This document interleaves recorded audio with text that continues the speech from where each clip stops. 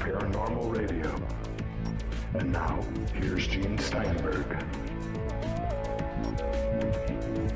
So let's state it real clear here. On last week's episode of the Paracast, Chris and I said that we're going to change the logo for our show. The reason being that the hand looks cool. Nice looking hand, but it looks too close to the logo for the TV show Fringe. We were there first. We're not going to try to sue Fox or J.J. Abrams. We're just going to change our logo. So we asked for contributions. And we've gotten some pretty good ones. I think we might even have one already that is going to be the one. But we're not closing the door yet to more submissions. So if you think you have a good logo, send it to us. Send us the artwork, a sample, a rough, the complete thing, to news@theparacast.com. News@theparacast.com. As a matter of fact, one of our contributors sent, and this is interesting because we had just recorded the episode featuring Joshua Shapiro, the expert on the crystal skull. So we see a Paracast logo with a blue background and what looks to be a crystal skull. Imagine that. Synchronicity. Yep. Jung would be proud. My wife, though, looked at the thing and said, you know what? It looks like something from the Terminator. Well, we got our eyes on a couple of shows we'd like to terminate, so maybe it's appropriate. Well, I'll tell you what, there's a lot of TV shows that got terminated this past season. Some I liked, some I didn't, but this is not a show about your favorite TV show. Although I kind of like Human Target, Lie to Me, and the Chicago Code on Fox, all terminated with extreme prejudice. No, didn't see any of them. Chicago Code was good. Jennifer Beals plays the police superintendent. And, you know, she's watchable in many ways, so it was a very fascinating kind of show. She could cuff me. Well, I won't tell her that. She'll think it's some kind of sexist remark. There was a liberal talk show host named Ed Schultz who was terminated for 1 week from his TV network because he called a conservative talk show host a slut. Well, she probably is. Uh-oh, I have to see. Is there a call coming from Ted Anderson at GCN about what he's going to terminate about us? Well, if he was going to do that, Let me guess who he was talking about. Some tall, lanky blonde, I would imagine, right? Laura Ingraham. Oh. She's on another TV network, another radio network. She's on Fox News and also the Salem Radio Network. It's a rival network, so we can certainly attack people on rival networks, right? Well, we don't really want to attack anybody. We're all from the Rodney King school, right? Can't we just get along? Yeah.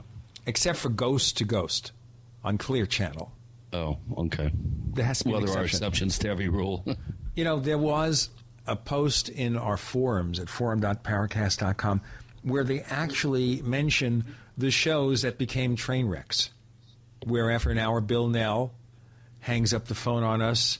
Steve Bassett, the ex-conference guy, has a bit of a meltdown.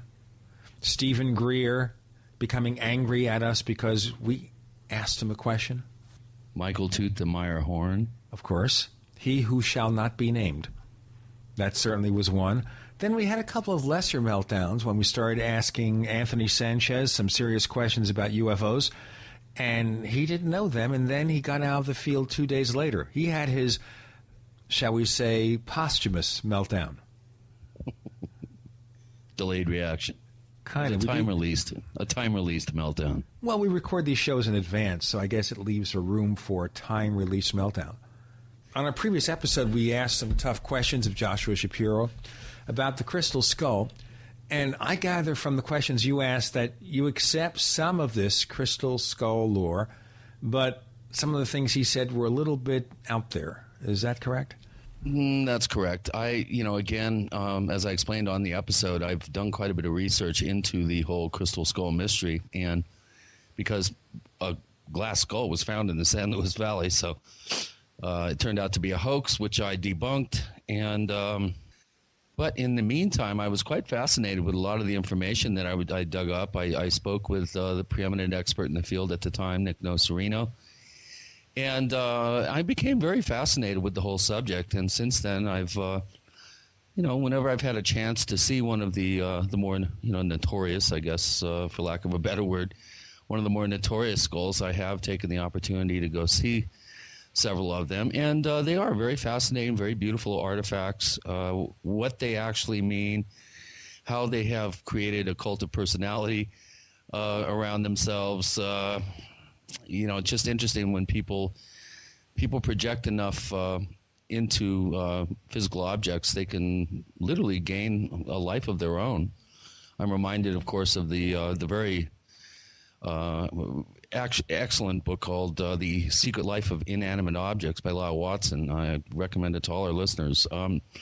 Inanimate objects can become power objects if enough attention and belief is projected into them. So it was really fascinating to hear Joshua expound on his whole belief system that he's sort of created around the whole concept of the skulls, and he has a deeply personal relationship with his own crystal skull. And we could have really we could have dug a little deeper and really started crying foul on some of his projections, his kind of generalizations about the whole thing, but it was fascinating to listen to somebody who has spent so many years studying this mystery, and I think our listeners will learn a lot from this segment. One thing about it here, I think part of the problem is not that there aren't fascinating properties about crystal skulls, but he sold himself on the prospects of some kind of paranormal aspect to them, and he really believes it. Doesn't mean there isn't such a thing, but I think it's hard sometimes to separate your belief from the reality. So we don't know whether it's something that he's infusing into the crystal skull because of his belief that it does something magical, or it exists externally. And that's the mystery. Right. And I thought he was maybe, kind of eating his own dog food there, acting a little bit too gullible about it, which is unfortunate because if there's any mystery to it at all, we can't ask scientists to go ahead and disprove it. We have to prove it first. Exactly. Yeah, the onus is on the believer to bring enough data forward that would intrigue a scientist enough to get involved. And maybe there was a way to do that, but not if you already prejudge what results you're going to get. Yeah, right. He drank the crystal skull light Kool-Aid. Yeah, he drank the Kool-Aid, and he was sold a little too much. Nice guy, though. Really nice guy. Yeah. And obviously he knows his lore. He knows about the history of these things. It's just that we really need people who have no opinion one way or the other to look at it, measure it, see if there's any way to create, as you and I said, a double-blind test to confirm whether or not there is some mystical property or if it's just a fascinating piece of artwork, which itself is interesting because you have to look at the technology that might have been used to create them 1,000 or 2,000 years ago with so-called primitive implements. Yeah. I still think the subject deserves research and some scientific scrutiny. I do think that there's a real possibility that these objects could have some sort of inherent properties which we have yet to really define. And I'll leave it at that. This week, we're going to go back to the conspiracy theory realm, and we focused on that a few weeks ago when we had former Governor Jesse Ventura. One of our best-received episodes yet, and it was fascinating that he dug it. You kind of think after a whole day of dealing with the press, Jesse Ventura had gotten tired of it. He told us before the episode his arm was bothering him and everything. 2 hours later, he loved it. You can tell from the last 30 seconds. But the first conspiracy theory expert we brought on the show, these many years ago, back in 2006, was Kenneth F. Thomas. And he's a guy who, kind of covers it all.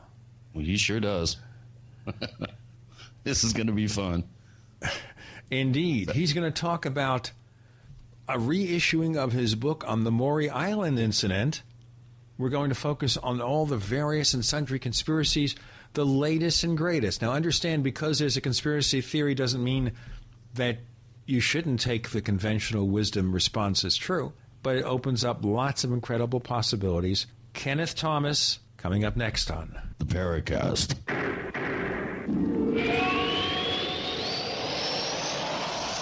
Okay, so who is watching your home when you're not there?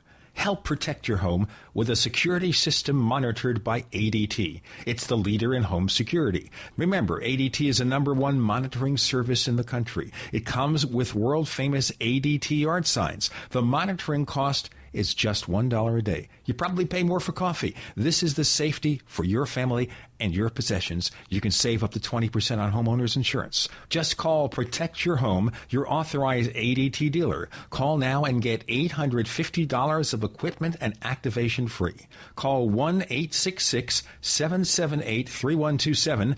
Call 1-866-778-3127. And here's our fast disclaimer.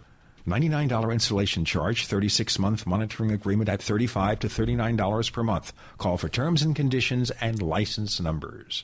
Good day, Jim Newcomer from Midas Resources, June 3rd, 2011. Gold opened this morning at $1531.40. A 1-ounce gold coin can be purchased for $1570.19, $785.09 for a half ounce, and $392.58 for a quarter ounce. That's $1570.19, $785.09, and $392.58. The Constitution and the Bill of Rights have been reduced to old relics politicians ignore, trample with their outlandish, overreaching policies. Your support for the Campaign for Liberty stands in the way of this insidious process. Hi, this is Ted Anderson. I have teamed up with the Campaign for Liberty to offer the authentic proof quarter-ounce pure gold coin. For only $440 plus shipping, Midas will donate $100 to this incredible organization. Help fight big government by ordering your gold coin at 800-686-2237. You get to win twice by owning gold and fighting an overreaching government. Call 800-686-2237. That's 800-686-2237. Love gardening but don't love seeing your hard work destroyed by wildlife? Then use the #1 most effective deer and rabbit repellent you can buy, Plant Skid. Plant Skid repellent protects gardens, trees, and landscaping by emitting an odor that browsing animals associate with predators. So animals avoid plants before they nibble, not after. Plant Skid is made in the U.S. from non-toxic, 100% organic, environment, and pet-friendly ingredients. Other repellents wash off in the rain. Not Plant Skid. It's guaranteed to outlast all other repellents. Plant Skid was the first animal repellent to be OMRI listed organic and now comes in liquid spray, powder concentrate, or easy-to-use granular. Just sprinkle around your garden. For proven protection from deer, rabbits, squirrels, and other small rodents, use Plant Skid. Member tested and recommended by the National Home Gardening Club. Find a dealer near you at plantskid.com. That's plantskydd.com. Ask about our new vole repellent when you call 800-252-6051. That's 800-252-6051. Plant Skid, proven plant protection, guaranteed, or your money back. Did you know that billions are spent every year just for a simple drink of water? But it's the quality of the water that Americans are concerned with, especially after floods, hurricanes, earthquakes, and other disasters that routinely disrupt and contaminate water supplies. Safe drinking water is too important to leave to chance. That's why you need an Aqua Rain water filtration system. The American-made Aqua Rain is an essential survival tool that operates for just pennies per gallon. It lets you retrieve water from lakes, ponds, streams, or rooftops during any disaster and assures you of healthy drinking water. The stainless steel Aqua Rain's patented space-age ceramic and GAC technology uses microfiltration and gravity to purify water. No chemicals, no electricity, no water pressure needed. And Aqua Rain's cartridges last for thousands of gallons. Aqua Rain is hands down the best water filter on the market. Call 800-572-2051 or go to aquarain.com. That's 800-572-2051 or aquarain.com. Every family needs an Aqua Rain. America's #1 source for independent talk radio for over a decade. We are the GCN Radio Network. We want to hear from you. If you have a comment or question about the Paracast, send it to news@theparacast.com. That's news@theparacast.com.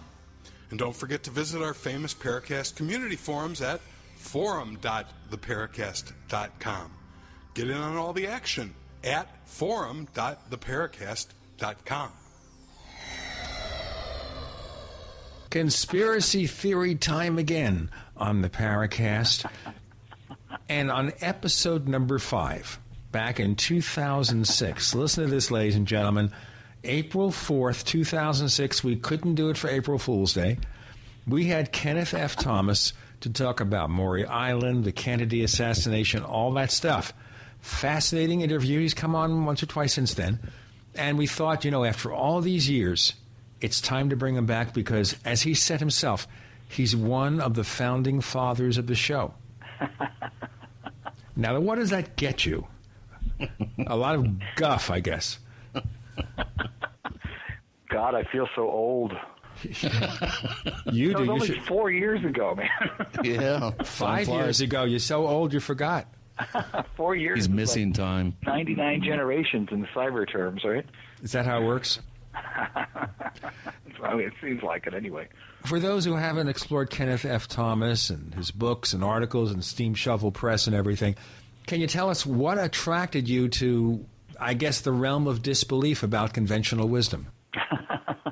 Well, the obvious, that conventional wisdom is anything but wise, and you only have to study it for a brief period of time before you begin realizing that.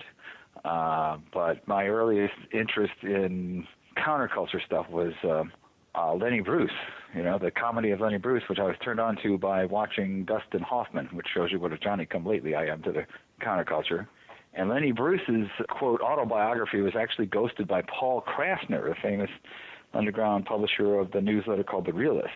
And Paul was an associate of Mae Brussel, who was the maven of conspiracy theorists, really the person that all the major people, like John Judge, for instance, of the Coalition for Political Assassinations in D.C., tutored under Mae Brussel. And she kind of almost invented the science of what I call parapolitical study, because I try to stay away from the term conspiracy theory because it's like a media laugh handle, I kind of use it as a way of connecting what you do to the subject so people understand where we're coming from. Right. But it's not meant to be deliberate.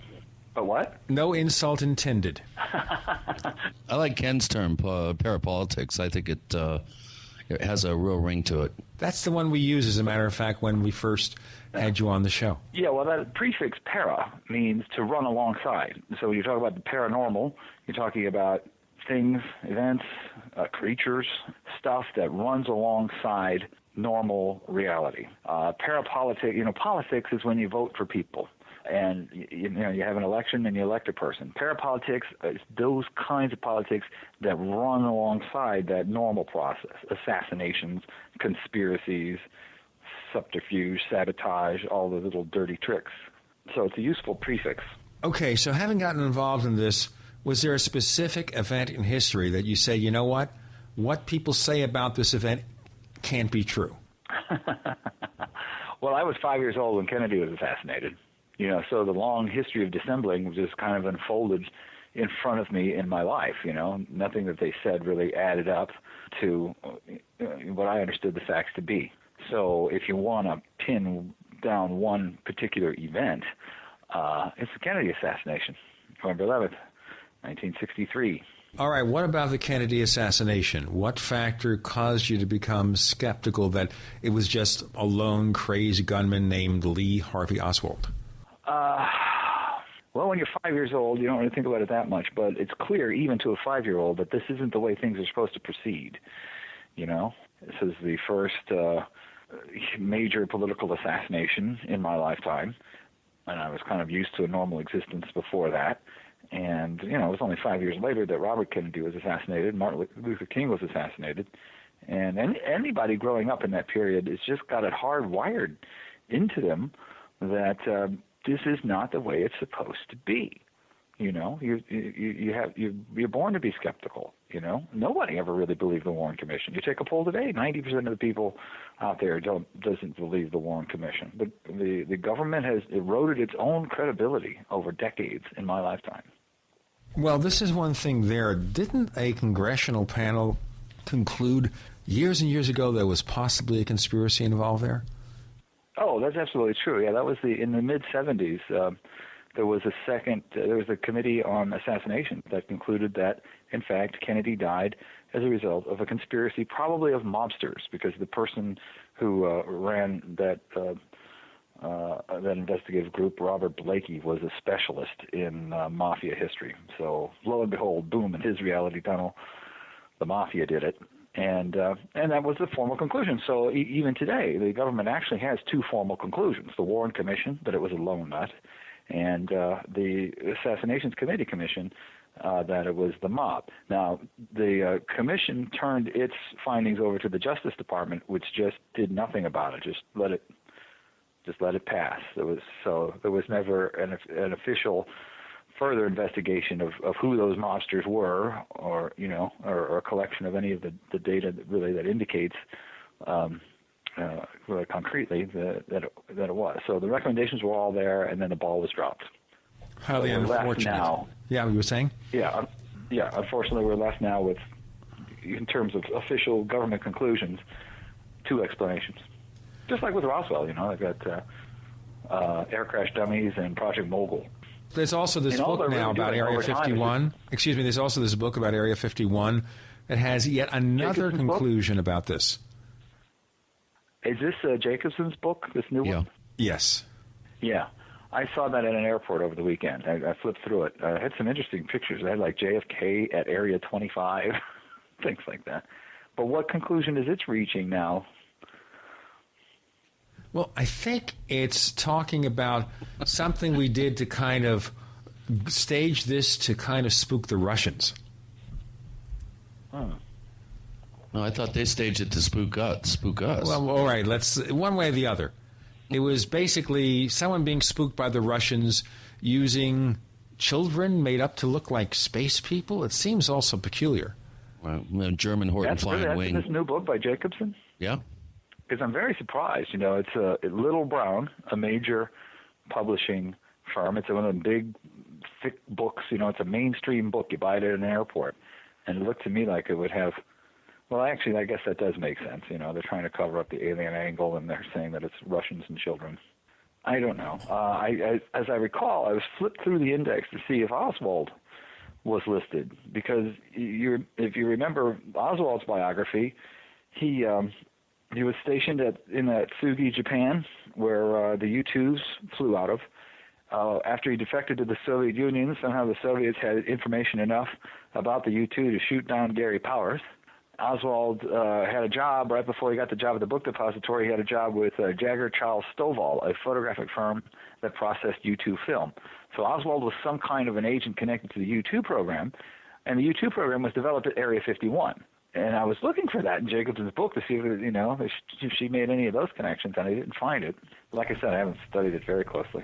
We might have her on the show in the future. We're going to have to explore it. We have parapolitical expert Kenneth Thomas.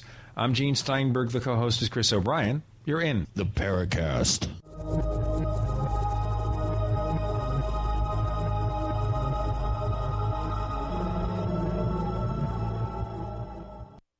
Hey neighbors, meetings are an essential part of any business. Making presentations to clients, collaborating with your colleagues. Well, make them as simple as possible to run and organize. Use GoToMeeting by Citrix, the easiest, most reliable online meeting service. With GoToMeeting, you can schedule an online meeting in seconds. Attendees can join with just a click from anywhere. Meeting materials are viewed on everyone's screen, making collaboration seamless. GoToMeeting is so easy to use for you and everyone joining your meeting.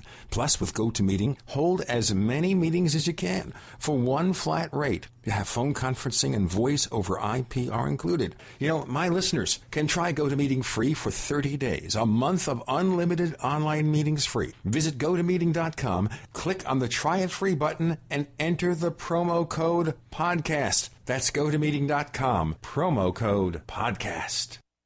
Never buy home canning jar lids again. No kidding. When you buy Tadler reusable canning lids once, you'll never buy canning lids ever again. Safely store emergency preparedness foods for years. Traditional metal lids are single-use throwaways containing BPA. But Tadler reusable canning lids are guaranteed to last a lifetime when used as designed for home canning. Tadler lids are made with a USDA and FDA-approved food-grade plastic, safe for direct food contact, and contain no BPA. Tadler lids are dishwasher safe, usable with standard pressure or water bath canning, eliminate food spoilage from acid corrosion, fit standard mason jars, are indefinitely reusable, and are proudly made in the USA. Place orders at reusablecanninglids.com or call 1-877-747-2793. 877-747-2793. Call 877-747-2793 or go to reusablecanninglids.com. That's reusablecanninglids.com for Tadler reusable canning lids, the original since 1976. The American people think they live in a constitutional republic, land of the free, home of the brave. Right. Just try those lines on the judge when you get a ticket or have to deal with a big bad IRS. Instead, use escapeharassment.com. Since 1972, our volunteer group of researchers and educators have successfully taught how to escape tickets by law, and it works. Escape Harassment has 3 different steps to follow, depending on where you are in the ticket process. Learn how to escape tickets, IRS, or court proceedings before you go to court. For free, 3-minute pre-recorded information and FAQs, call this toll-free number, 1-877-457-9009. That's 877-457-9009. Or go to escapeharassment.com and see our money-back guarantee. That's escapeharassment.com. Remember, escape harassment works. He looks 5 years younger. He doesn't fall asleep at his desk like he used to. He no longer drinks those energy drinks all day. He used to be gloomy. Now he's upbeat. He obviously has lost weight. He's now drinking Moringa in the morning from BigJoe.us. Moringa is a delicious, all-organic, 100% bioavailable blend from the miracle moringa tree, considered by many to be the most nutrient-rich plant ever discovered. Moringa in the morning will suppress cravings for junk food and energy drinks and make you feel like a kid again. Drink Moringa in the morning, available from BigJoe.us. That's BIGJOE.us.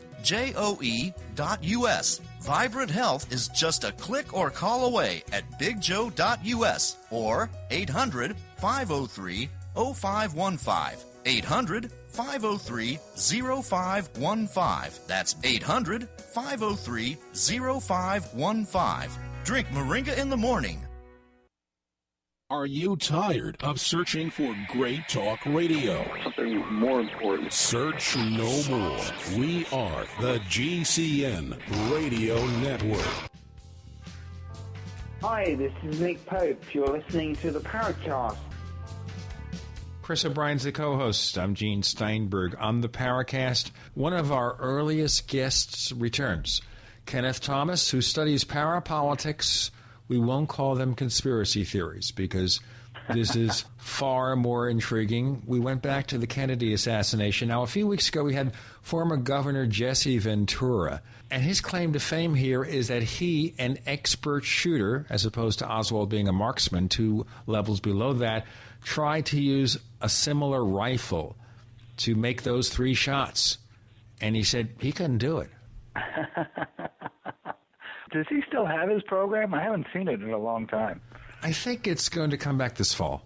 Okay.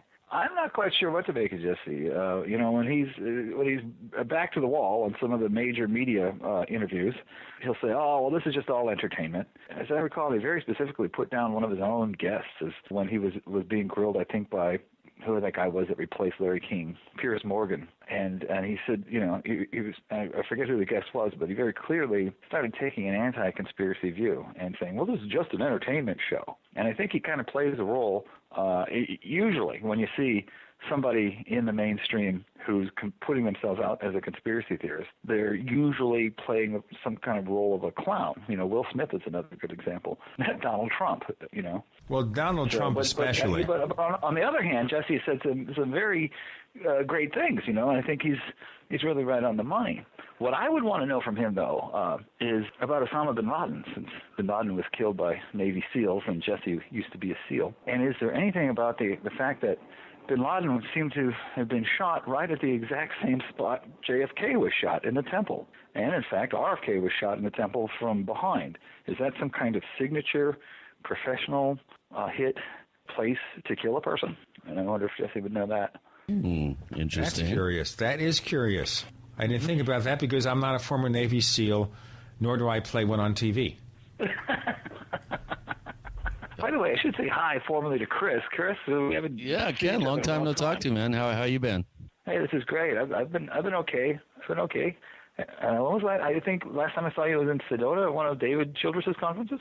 Yeah, it was actually. Yeah. Well, you do great work, man. I love your Mysterious Valley book, and thank you. I didn't realize you were on the Paracast until now, and it's great. Yep, I'm going on this is my 50th show, I think. Is that right? But who's counting? Seems like you should be a guest more than a host. Well, I'm working on both of them.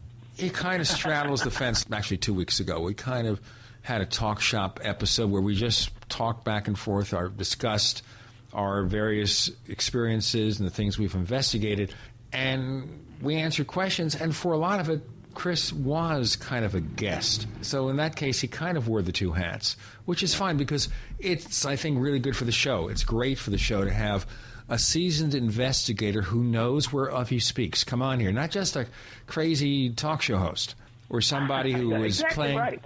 who's somebody who's a performance artist who's just trying to pretend to be a talk show host and an investigator. He is a real thing. Absolutely brilliant idea to have Chris as a host, man. I think that I'd like to see more of that.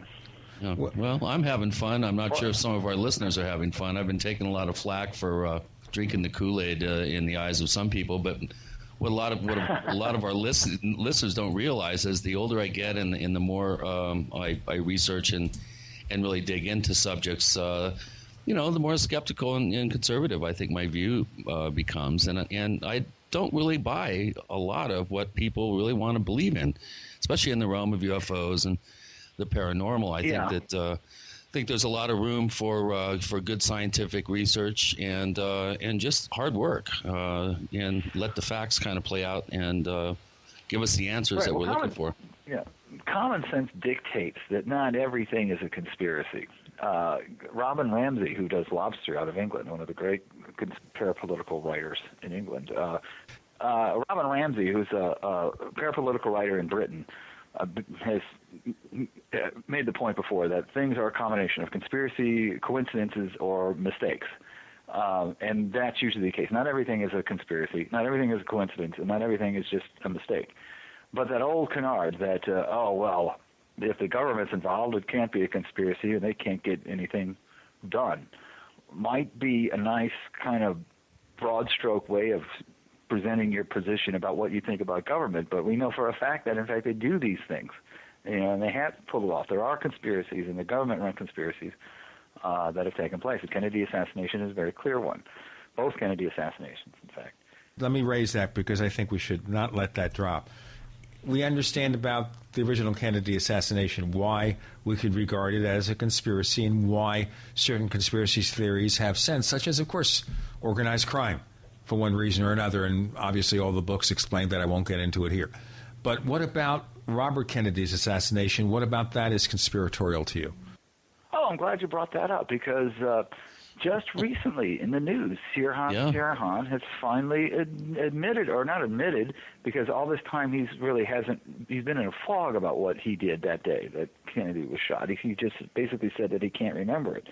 But now he's beginning to affirm the idea that he was hypnotized into whatever role he played, and that this woman in the polka dot dress, who was famous in the studies of the RFK assassination, although not very well known to the general public, but that she was some kind of trigger mechanism for him.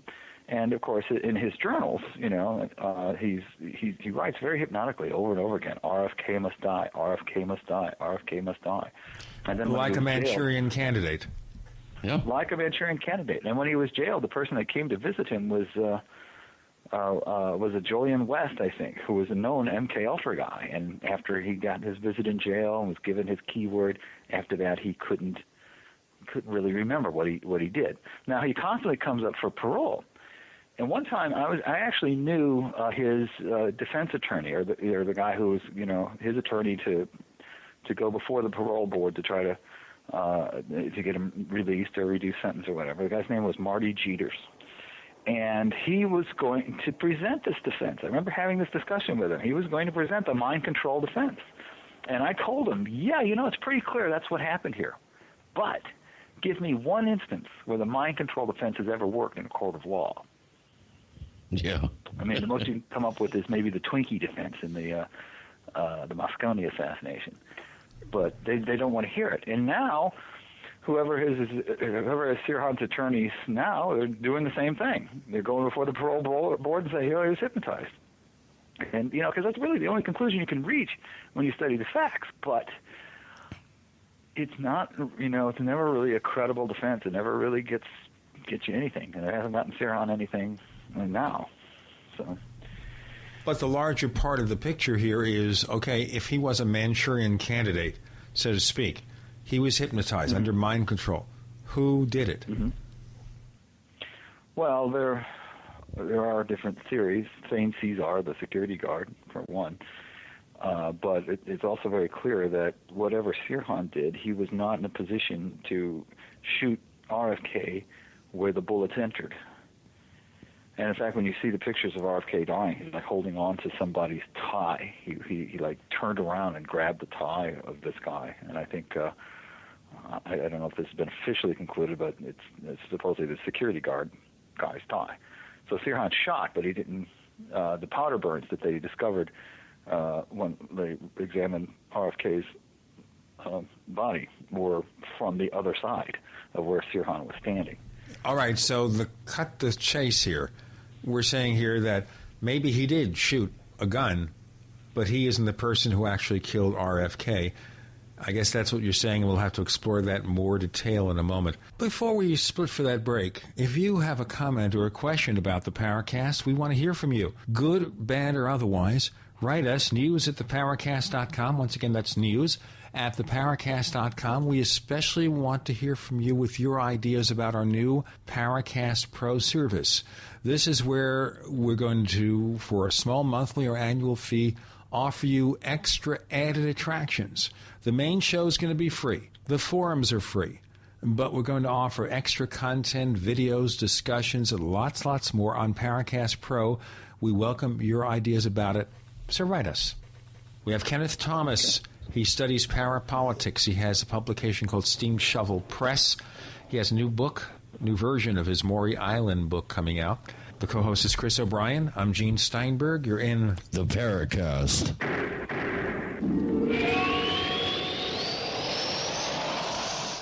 So here's what happened. I was placing an order online. The site went down. It just stopped responding. It took hours before it returned, but I'd already placed the order with another company. If your site goes down, you could lose business. And if you have a business or personal site, you want to know it's easy to run and it will stay online. At iWeb, your site is hosted on one of the most reliable networks in the world. Check it out. iWeb.com. That's iWeb.com. For 58 years, Fate has provided true reports of the strange and unknown. Fate brings you the latest in all aspects of the paranormal, like angels and miracles, psychic phenomena, ghosts, UFOs, and much more. To receive your complimentary Fate magazine, call now at 1-800-728-2730 or visit their website at www.fatemag.com. That's 1-800-728-2730. What are you waiting for? Your fate awaits.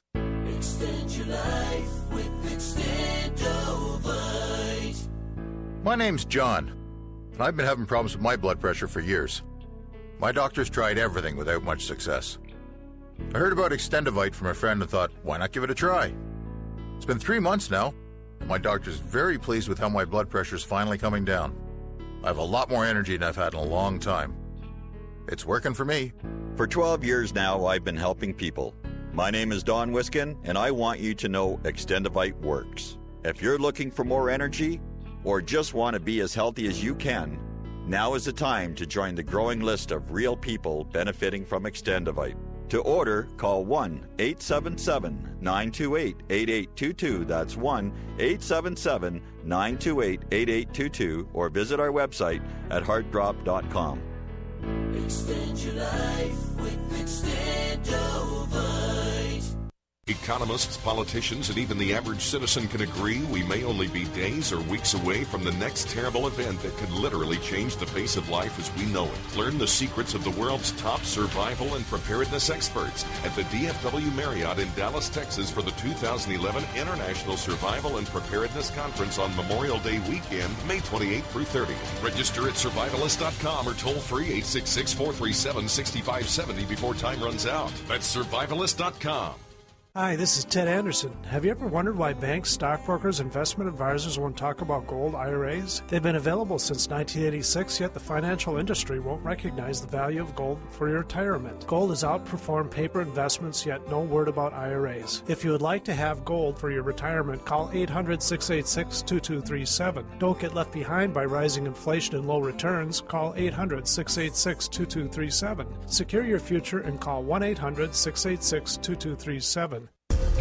GCN listeners, why have you been hearing so much about Dermatol, the all-natural, all-purpose first aid spray? Because it's the must-have first aid product you need in your preparedness kit. Dermatol is made in America by Americans who know there's a more affordable, natural way to treat cuts, burns, bites, rashes, shingles, boils, and many other skin problems. Dermatol is gentle enough for diaper rash, powerful enough for bed sores, and harmless to the eyes and mouth. It's great for the whole family, even your family pets. Dermatol is antimicrobial, antifungal, antiviral, and not diminished by freezing, extreme heat, or years in storage. Dermatol is an absolute must for any first aid or preparedness kit. Dermatol's soothing, rapid restoration of injured skin is so effective, it's guaranteed. Order yours today. Call 800-217-6677. 800-217-6677. That's 800-217-6677.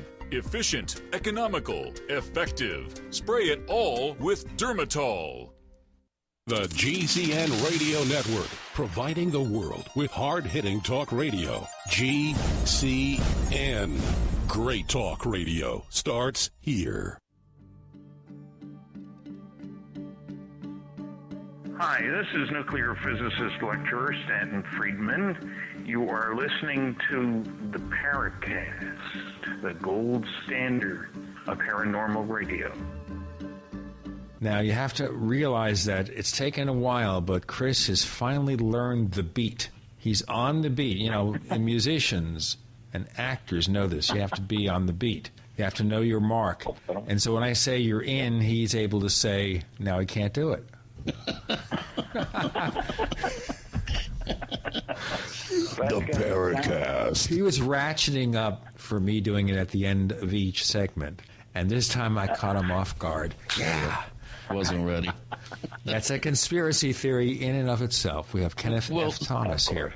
Before we get too far afield on the JFK assassination, one thing that was extremely fascinating to me when I first read your Maury Island book was a very mysterious character that crops up in some pretty unusual places, including right smack dab in the middle of the Maury Island incident. And that's a very interesting character named Fred Lee Chrisman. Do you want to speak about Chrisman and then maybe sort of dive into the Maury Island incident? Because there's been some pretty interesting articles I've seen recently that have attempted to tie JFK's assassination into some sort of ufological context. And Fred Lee Chrisman might be a linchpin for that. Well, yeah, Chrisman is actually, but he doesn't seem to factor into all these recent news articles, like the one that JFK ordered all the UFO files 10 days before his assassination. He wanted to see the UFO files before he went to into some kind of meetings with the Russians. That has nothing to do with Chrisman. And then there was another recent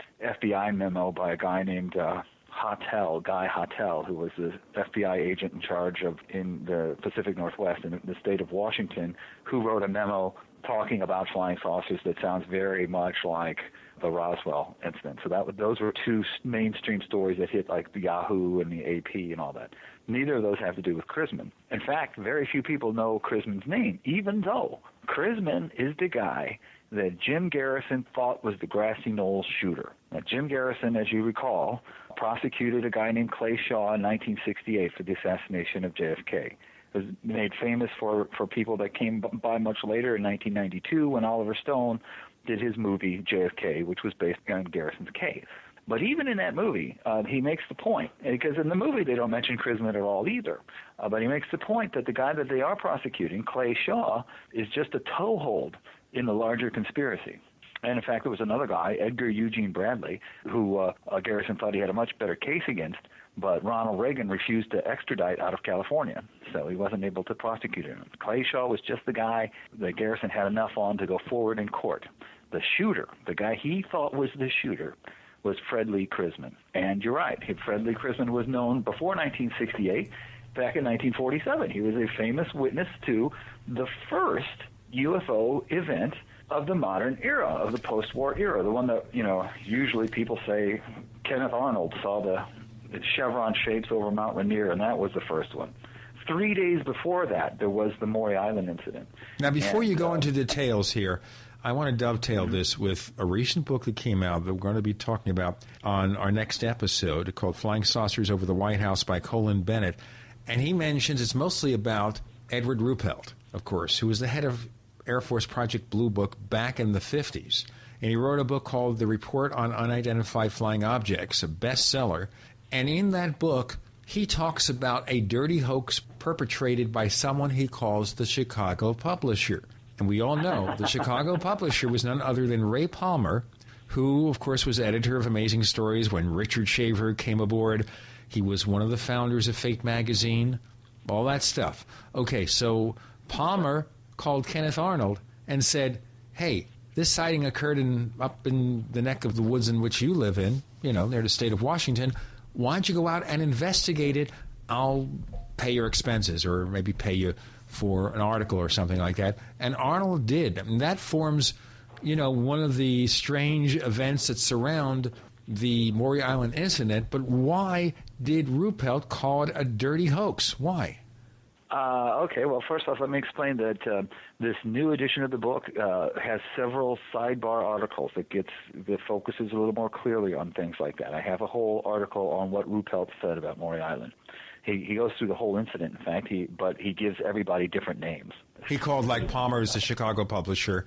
I know I think he called Chrisman, like, Simpson, and Dahl was given another. He actually gives them other names. Why? The reason that he's calling it a hoax, and that many, many people have called it a hoax over time, is because the other participant, the other witness to the Maury Island incident, Harold Dahl, said it was a hoax. And so, I mean, if you got the major guy telling you it's a hoax, then you're going to have confusion down through the years. And the Maury Island case has indeed been dismissed as a hoax by many more people than just Ruppelt.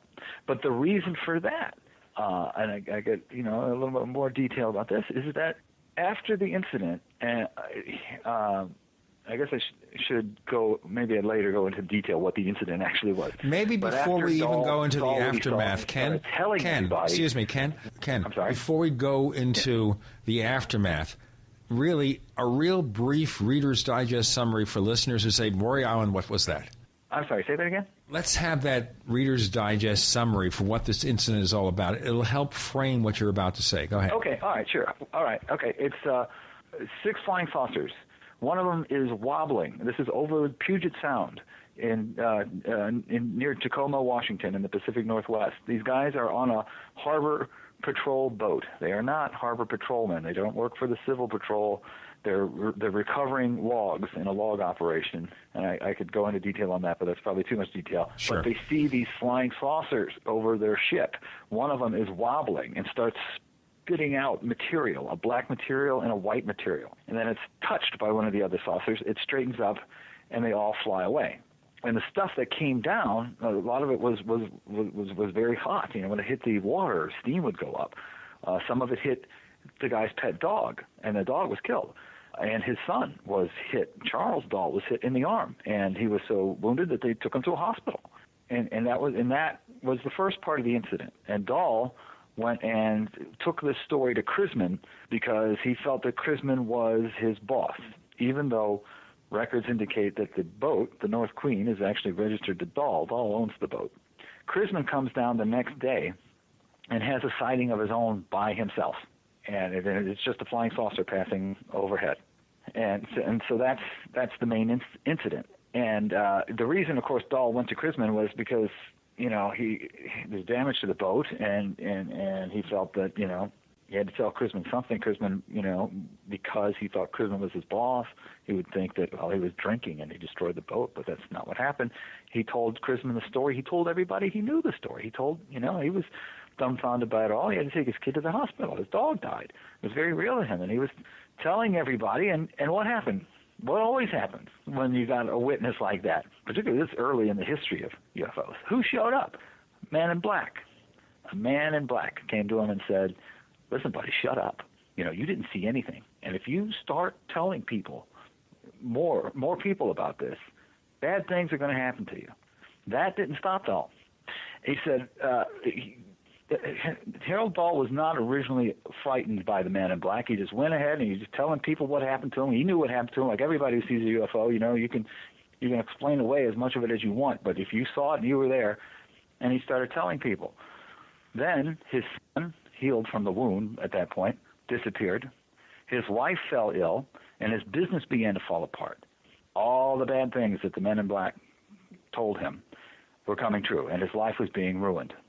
So at that point, he says, I made it all up. It's a hoax. Don't believe me. It was just a big old joke, just to get out of the trouble that the men in black were bringing upon him. I should also mention, too, physical evidence. What's that? Yeah, mention the physical evidence. There's what's called the slag, the stuff that the UFO ejected. But more to the point on the Men in Black, I should mention that David Childress has just reprinted Jim Keith's great book on the history of the Men in Black called The Case Book on the Men in Black, and I've written a new foreword to that book. So just to let people know, if you don't know what I'm talking about when I'm talking about Men in Black, get that book, and you'll have the background. But yeah, Dahl. Part of the reason why Dahl was so brave in the first place about talking about this, he had proof, and Chrisman had the proof, and in fact, when Arnold finally gave up, Arnold's investigating this. He's even got his friend Emil Smith, who was another famous witness to a UFO event. They're interviewing Chrisman and Dahl at the Winthrop Hotel there, and a lot of strange things are happening to them too. It seems like their room is being bugged and all this other stuff, and they just, after a while, they're just scratching their head. Chrisman and Dahl actually show them some of the stuff. They don't know what it is. So they call in counterintelligence people from the Army. We'll get into that in a moment. We'll continue with Kenneth Thomas recounting the Maury Island incident and why it should be taken seriously. I'm Gene Steinberg. The co-host is Chris O'Brien. You're in the Paracast.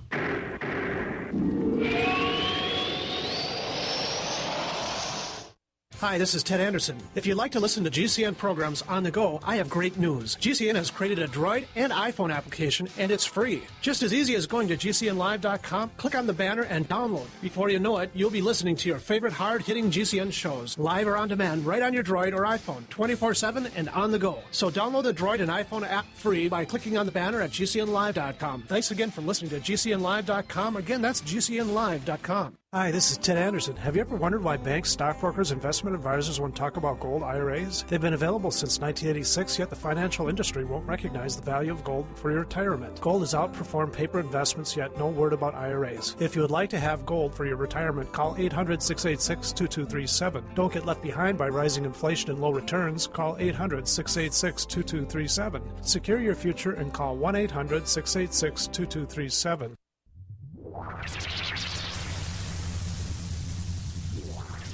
Welcome back to the Paracast, the gold standard of paranormal radio. And now, here's Gene Steinberg.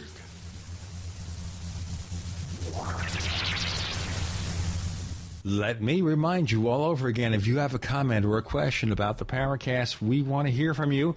Send it to news@theparacast.com. Once again, that's news@theparacast.com. I promise we will read each and every message and answer most of them, really. Sometimes even 100%, depending on our mood. I'm being less than serious. We also have the forums. Forum.theparacast.com. That's forum.theparacast.com. The world-famous Paracast community forums where the action is. We welcome your participation. Forum.theparacast.com. The Maury Island incident, by the way, was also featured in a book by Kenneth Arnold and Ray Palmer called The Coming of the Saucers. It was part two. Part one of the book was basically just Palmer recounting UFO sightings and such. We have Kenneth Thomas covering parapolitics. The co-host is Chris O'Brien. I'm Gene Steinberg. You're in the Paracast. So, okay, Army intelligence is consulted in connection with this incident by Captain Smith and by Kenneth Arnold, right? That's right. And they call people, and I call it Army intelligence because the Air Force was not a distinct branch of the military at that point. But these were Air Force guys, Lieutenants Davidson and Brown. They came out, they interviewed Chrisman, and then they were ready to get on a B-25 and fly off actually to the ceremonies that were originally to announce the separation of the Air Force as a separate branch of the service. Chrisman gave them a Kellogg's cornflakes box full of the slag that had come off the flying saucers, and they loaded it up on the B-25, and they got on it and they took off, and they were going to take it to some place to get it analyzed and try to reach some conclusions when their plane crashed and they were killed. And and after that, no real investigation. Even though 2 Army officers died and a plane was destroyed, there was never really an official investigation. They sent out a counterintelligence team that could not recover, couldn't find the Kellogg's Cornflakes box full of stuff in the wreckage that had disappeared. They made the recommendation that stuff should all be funneled through the Foreign Technologies desk of the Army, which is the exact same place that actually Philip Corso said they parceled out the Roswell wreckage. Interesting coincidence. You know what? Interesting, Ken, when you said the words Kellogg's Cornflake, what flashes in my mind was a line from a Paul Simon song, "Wish I Was a Kellogg's Cornflake." Don't ask me why. Go ahead, please. Maybe, yeah. Well, that's product placement. I get the money from Kellogg's to bring that up. Wish I was a Kellogg's. But anyway, that's after that, that's when Chrisman basically goes off to Alaska and disappears for many years, and then Dahl is left to kind of recover his life. Let me mention one thing about Ray Palmer. Ray Palmer, you're right, he's a pulp publisher, but he's probably most famous for publishing the Shaver mystery stories. The Shaver mystery involved stories told by a welder in Pennsylvania, a guy named Richard Shaver. Right. We've had several shows on this, Ken, so keep it very brief. Good, Go ahead. Good. Then I can do a shorthand. Shaver and the Deros. What's interesting about this in relation to Maury Island is that Fred Chrisman wrote a letter talking about his battles with the Deros in Burma months before Kenneth Arnold, months before Ray Palmer ever hired Kenneth Arnold to investigate him. Ray Palmer knew who Fred Chrisman was before the investigation even began, before there ever was a Maury Island incident. He never told Arnold that, and it's just a complete mystery, and it's one of 2 that telegraph Chrisman's presence before any of the main narrative happens. The other one is Jim Garrison.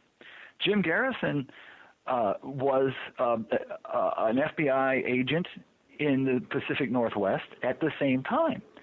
And he knew another FBI agent who, at the time, was recovered a 30-inch flying saucer, kind of famously.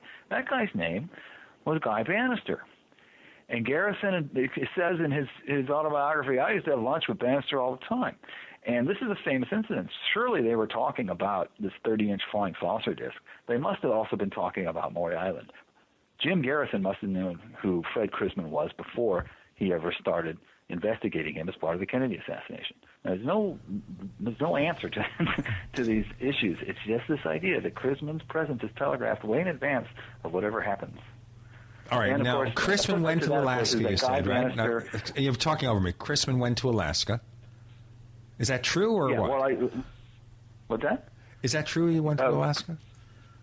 Yeah, that's where the trail kind of disappears on him. Okay. Now, I'll tell you this. As we talk about Fred Lee Chrisman, I should tell you that years ago, a friend of mine, a UFO investigator, I don't know what happened to him, so if anyone knows him, a guy who lived in Chester, Pennsylvania, name of Floyd Murray, got involved in investigating Chrisman. And then, he kind of fell off the radar, too. So don't know what happened with Floyd Murray. But if you're listening, Floyd, let us know what happened with your investigation. Ken, please. That's very interesting because I had a guy, Ron Halbritter was his name, and he was a Maury Island expert. And I have an appendix in the book that's just an interview with him. And since the original edition of the book, I've not heard from Ron Halbritter since. He's disappeared, too. I hope there's no conspiracy there. About Guy Bannister. Guy Bannister is played by Ed Asner in the Oliver Stone movie. He was running the Fair Play for Cuba office in New Orleans, and the most famous guy who was working for him was Lee Harvey Oswald. And this is the guy who was recovering a 30-inch flying saucer in the Pacific Northwest at the time of the Maury Island case. Oh, boy. That really spins in circles. Yeah. Jeez. Now, that dovetails into this recent story about this memo from another guy, a guy named Guy Hostel, who was the FBI guy in Idaho. And in it, researchers now are saying, there's a famous note by J. Edgar Hoover from 1947, where he says that where he expresses his frustration that the Army wouldn't turn this thing over to him from the L.A. case, and he's talking about a UFO. And nowadays, Roswell researchers look at that L.A. because it's in handwriting. You look at L.A., people think it's Louisiana, although the abbreviations weren't really the same then, and they weren't standard. Some people think now that it looks like SW, that means Southwest, and that's how it's connected to the Roswell case. Well, that note was written just a couple of days after Guy Bannister recovered the 30-inch flying saucer. And the language in it, Hoover says that the Army wouldn't turn it over to him. He's talking about Roswell. I mean, Roswell was a debris field. You don't just turn over a debris field. Or even if it was a big spaceship, you just don't turn over a big spaceship. But you can turn over a little 30-inch disc. So I think there's every indication that what he's talking about in that memo is the Guy Bannister incident, and you can't really understand that unless you understand Maury Island. But, you've got these Roswell researchers who are obsessed with Roswell who kind of dismiss Maury Island as a hoax because they don't really know the history. Okay, so when people are looking at Maury Island and trying to understand it, why are these facts, not readily available except in your books and some other studies? Well, yeah, that's a good point. My book is the only full book ever written on it. You'll find a chapter in Ruppelt's book with the names all changed, and there are references to it. Another one of these sidebars that I have in the article is about Gerald Hurd, the famous British philosopher who wrote a book called The Riddle of the Flying Saucers that was published in the UK that had an entire chapter on Maury Island. Then when it was published in America under the title Is Another World Watching, the chapter was gone. Had he become convinced that it was a hoax, or did they take it out, and was it under some kind of pressure? I have a whole essay dealing with that. And again, we've got this whole confusion because Dahl said it was a hoax. People believed what he had to say. The JFK research community, of course, doesn't want to get close to the UFO material, even though, I'm not talking about Kennedy was shot because he was about ready to expose the Roswell secret. That's not what this is about. It's about serious stuff about the counterintelligence world and assassinations, and they should be more interested, but, It's got the stench of UFOs. We have Kenneth Thomas joining us this week. I'm Gene Steinberg. The co-host is Chris O'Brien. You're in the Paracast.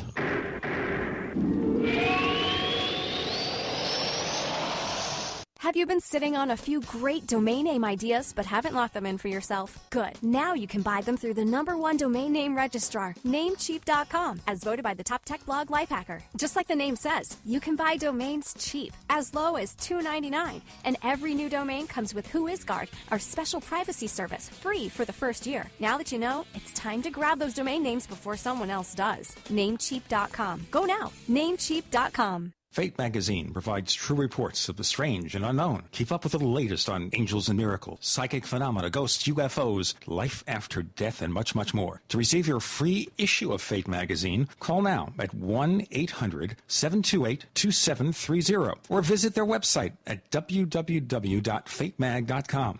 That's 1-800-728-2730. What are you waiting for? Your fate awaits. How would you like to rev up your metabolism and energy while lifting your spirits? Now a new healthy tea is available that will do just that, and it's called Zoom Tea. Zoom Tea was developed for a former welterweight boxing champion to increase his energy and focus in the ring. Zoom Tea is an alternative healthy pick-me-up that can replace coffee, common tea, or soda. Zoom Tea also helps remove radiation from the body, promotes weight loss, and is high in antioxidants. For a limited time, get our introductory price for a 1-month supply of this amazing tea for just $20, or a 2-month supply for only $35, and we'll pay the shipping and handling. Go to our website now and start feeling the healthy and energizing benefits from drinking Zoom Tea. Go to ZoomTea.com. That's ZoomTea.com. Or call toll-free 877-341-4769. 877-341-4769 today. On the average, Americans work between 45 to 50 years, hoping to build up enough wealth to retire and live out their golden years. Unfortunately, with taxation, the rising cost of food, energy, housing, and medical, many retirees are forced to live below the poverty line. Is this a flaw of free enterprise, or is our monetary unit we call the Federal Reserve Note forcing us into perpetual debt, ensuring inflation and higher taxes? These questions and more can be answered by reading G. Edward Griffin's book, The Creature from Jekyll Island. Congressman Ron Paul states it's what every American needs to know about central bank power. A gripping adventure into the secret world of international banking cartel. Hi, this is Ted Anderson. I will give a silver dollar from the early 1900s to anyone who purchases this book. Call 1-800-686-2237 and order a copy today. It's critical that the public be made aware of the system. Call and order your copy today at 1-800-686-2237. That's 1-800-686-2237. If you suffer from poor sleep, you need MyPillow. Guaranteed to be the most comfortable pillow you will ever own. Using a patented fill, MyPillow adjusts to your exact individual needs by gently supporting your head, shoulders, and neck. MyPillow has a natural built-in cooling effect, keeping your cervical nerves cool, giving you the best sleep of your life. MyPillow will never go flat and relieves snoring, migraines, sleep apnea, fibromyalgia, and many other disorders. It's antimicrobial, non-allergenic, dust mite resistant, and best of all, machine washable and dryable. MyPillow is made in the USA, has an A rating with the Better Business Bureau, comes with a 60-day money-back guarantee and an industry-leading 10-year warranty. Order today at MyPillow.com or call 952-442-6199. That's 952-442-6199. Mention coupon code GCN and receive 20% off your order. What do you have to lose except poor sleep? MyPillow.com, the most comfortable pillow you will ever own, guaranteed. America's #1 source for independent talk radio for over a decade. We are the GCN Radio Network.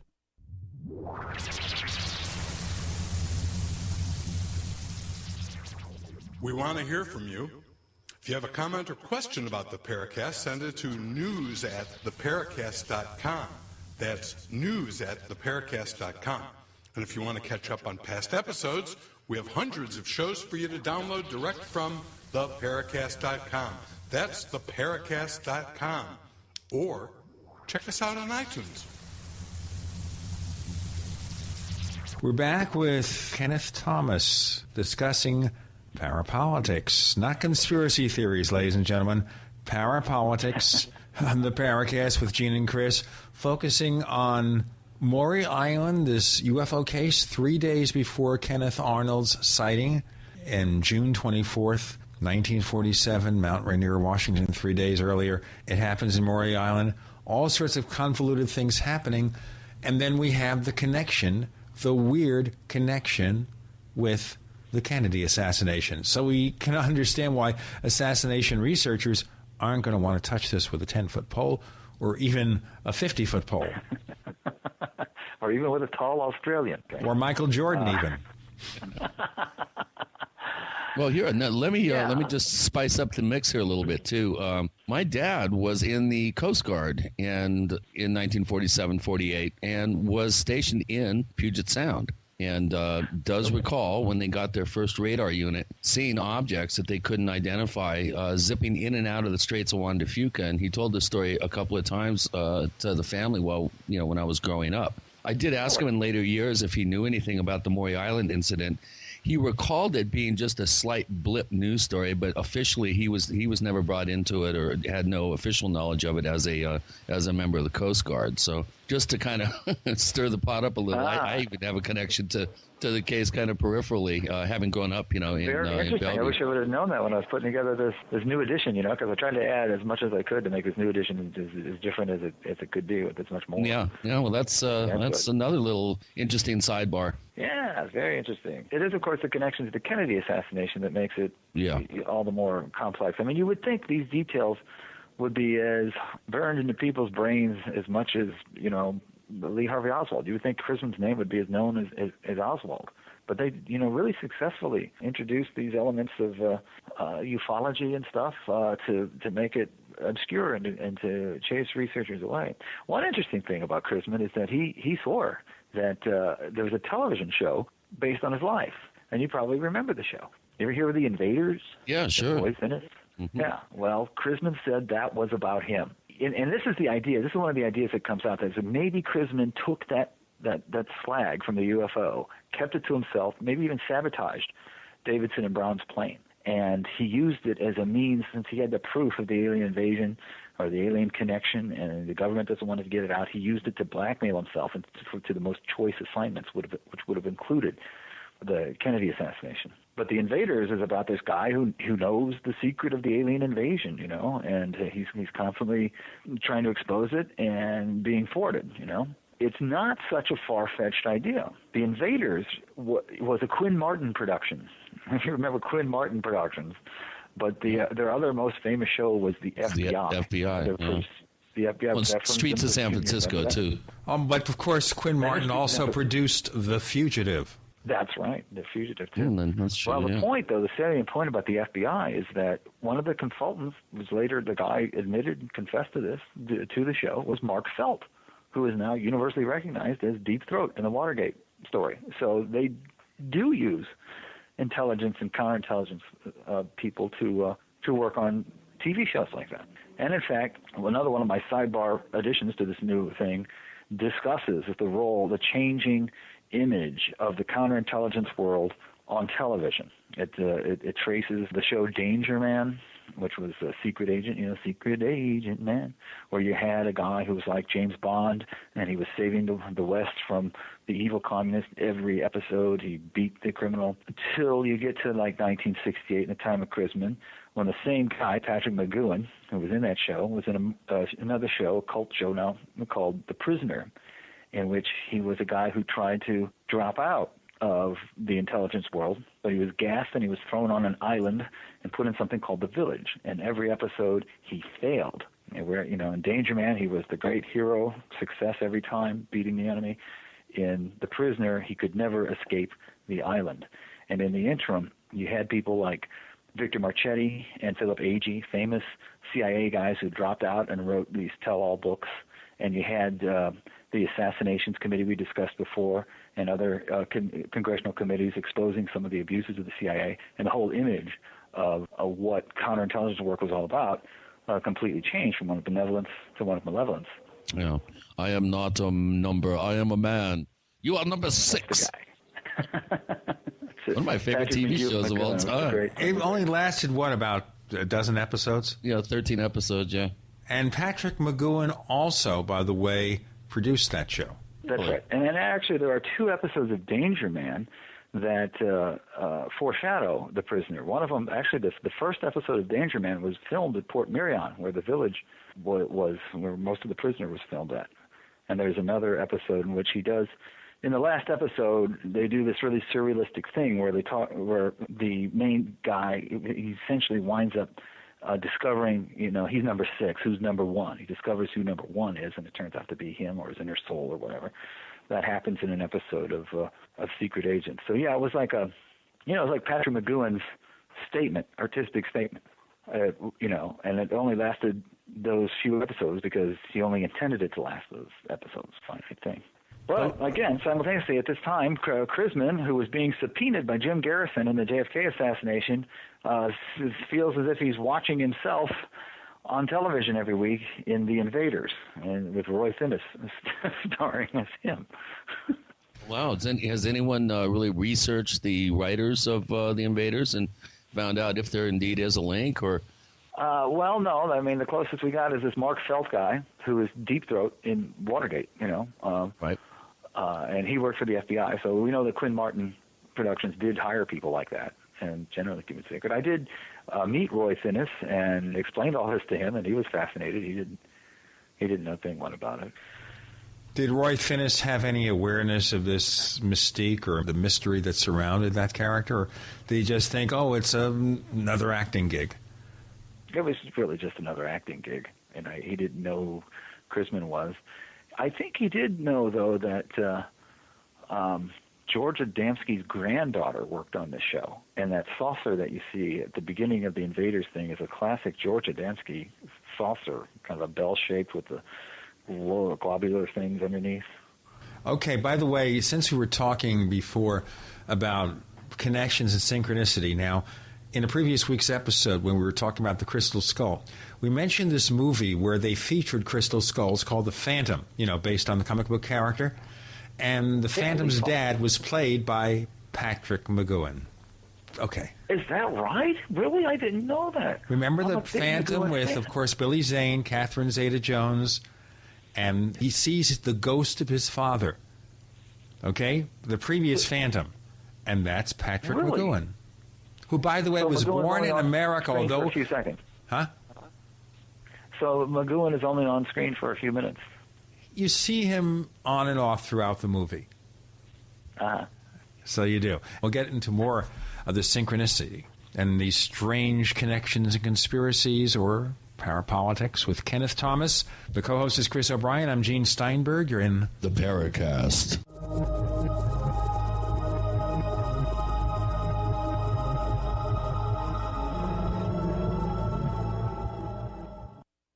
Ray Perkins, a reclusive veteran burned out from the Gulf War, lives tortured by relentless, perplexing nightmares. Nightmares of a horrific battle in deep space and of a mysterious woman suffering in agony for her devastated world. A woman not yet born, calling across centuries to him. Then, a coincidence leads him to his destiny, his chance to alter the universe. Attack of the Rockoids. The former fiction editor for Star Wars and Indiana Jones, Robert Simpson, writes, "The soul of the novel Attack of the Rockoids lies in its heart and passion for building a convincing tale of a love that spans the galaxy. A thrilling story. Attack of the Rockoids is available now. Read a sample chapter and get a special discount off of the cover price at our website, rockoids.com. That's ROCKOIDS.com. Attack of the Rockoids, a novel in the grand science fiction tradition." You've heard a lot lately about zeolite, but what is it and why do you need it? Zeolite is a beautiful, complex crystalline structure that encapsulates radiation and odors. Zeo-King zeolite naturally eliminates radiation poisoning your body may pick up from X-rays, security scanners, or nuclear fallout. Zeo-King flushes environmental toxins absorbed from smoke, cell phones, and chemicals, so it detoxifies heavy metals including mercury, lead, and cadmium. Zeo-King zeolite helps boost your immune system, allowing your body to balance itself and cut off food supply to cancer and parasites. Order your Zeo-King zeolite now from zeoking.com for only $39.99 and receive a free month supply with every order. Call 888-402-6779. That's 888-402-6779. Or visit zeoking.com. That's ZEOking.com for natural elimination of radiation poisoning. We all need to prepare ourselves. You might have the food, water, gold, and silver, but ask yourself, are you truly prepared? That's why you need to visit mainmilitary.com. Mainmilitary.com carries everything you need. Gas masks, wool blankets, fire starter kits, high-capacity magazines, chemical suits, military surplus items, and much more. Do you own a firearm? MainMilitary.com has a large selection of pistols and rifles suited for your needs. Are your local stores sold out of ammunition? Call or visit them today for prices on hard-to-find ammo and bulk ammo orders. You don't need to worry about having a military surplus store in your area because MainMilitary.com is the only store you'll ever need, all from the comfort of your computer. Visit them online today at MainMilitary.com. That's Maine, like the state, military.com. Or call them at 1-877-608-0179. That's 1-877-608-0179. The number one secret to having great health and long life is having high levels of glutathione. This master antioxidant is required by your body to stop free radicals, keep cells young, remove chemical and heavy metal toxins, support immunity, support liver functions, stop inflammation, and much more. The results of optimal levels of glutathione in your body are more mental and physical energy, stronger immune system, greater endurance, and more. Do you know the number one secret superfood that helps increase your glutathione levels by 64% or more?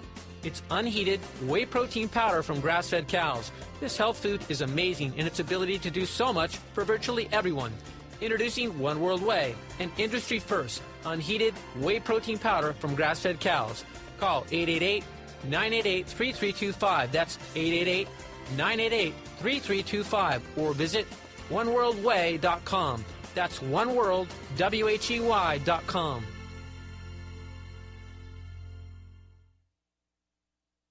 Are you tired of searching for great talk radio? Something more important. Search no more. We are the GCN Radio Network. Hello, this is John Burroughs, one of the witnesses to the Rendlesham UFO incident. You're listening to the Paracast, the gold standard of paranormal radio.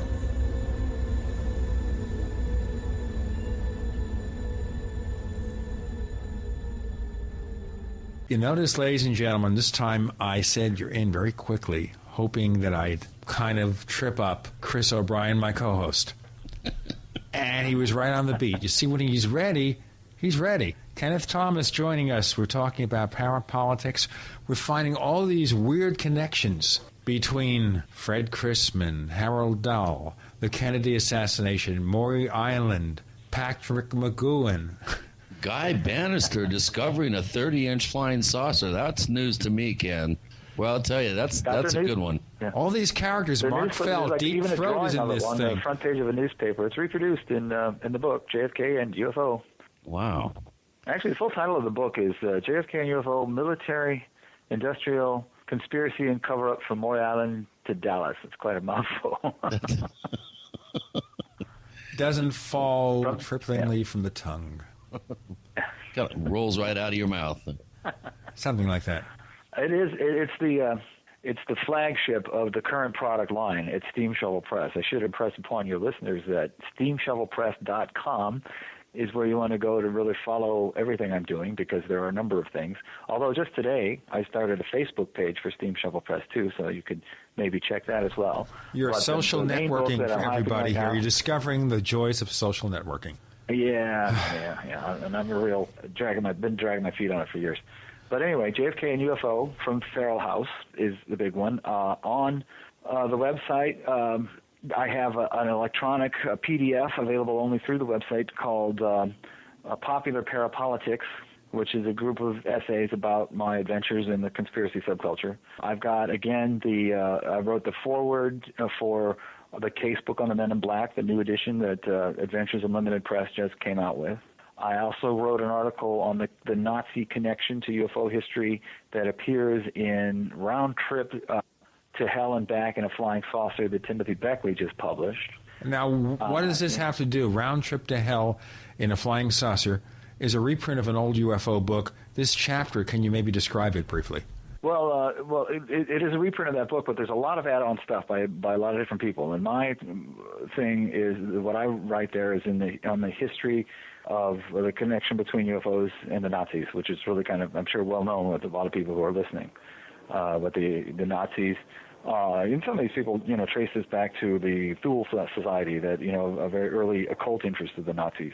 But above and beyond that they were developing aircraft at the end of World War II that were saucer-shaped and did incredible things. And, there's some idea that the Maury Island thing, that the secret flying saucers, if they're not from outer space, it's captured Nazi technology that we were testing, kind of a thing. So all that's going on. Our entire space program is based on Nazi technology, isn't it? Well, yeah, it's Operation Paperclip, and that figures in fairly heavily into this story, because when Garrison supposedly, if you ignore the high probability that he'd heard of Chrisman in 47, Chrisman gets a letter, an anonymous letter from somebody that makes this connection between Chrisman and Clay Shaw. And supposedly Clay Shaw was involved in the surrender of Werner von Braun, the top Nazi rocket scientist, and that's the connection to Chrisman. I have in the book, though, I looked up in the National Archives here a document that is exculpatory of Shaw in some sense, that it demonstrates that he was in the United States when von Braun surrendered. But, he could still have been coordinating the Americans, the U.S. side of the surrender, so that, that doesn't necessarily totally disconnect him from that scenario. Fred Lee Chrisman, he seems to float in the periphery of the UFO field. He's supposedly somehow connected with the Kennedy assassination. He even had a talk radio show at one time. So who and what was his background? Well, there's a whole book on that subject out now. So I go through it all. there is, in fact, even a sidebar on his life as a right-wing radio talk show host.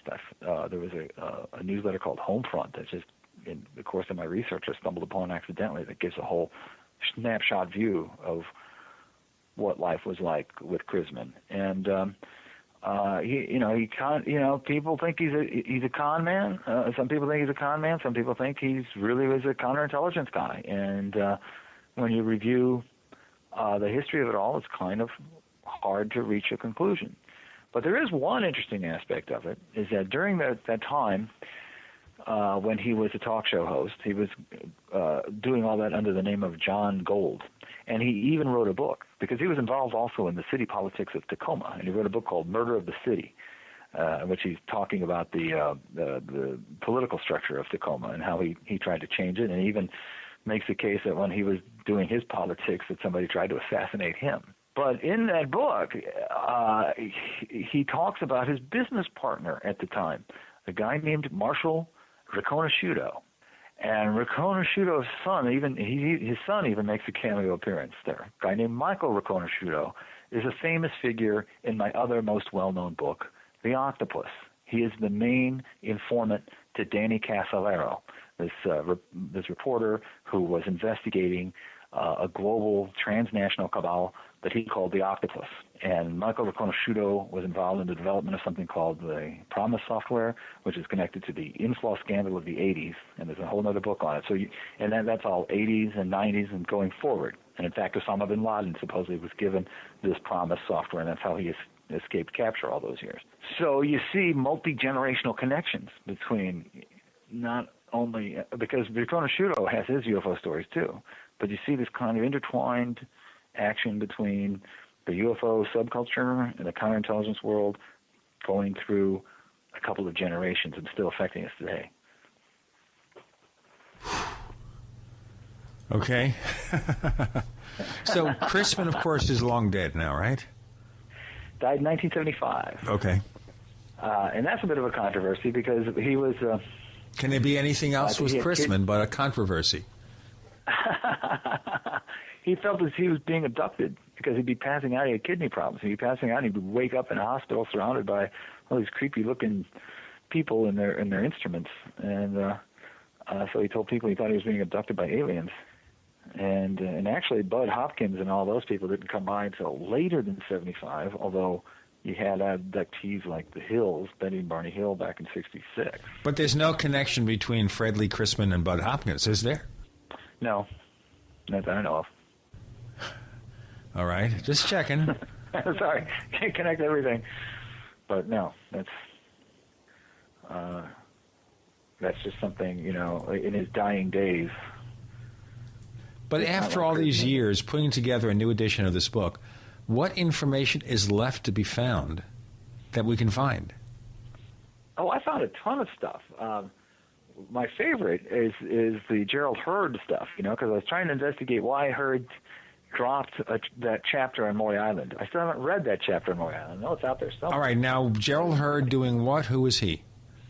Gerald Hurd is a famous British philosopher. He's kind of been with Aldous Huxley and all those guys in the 60s.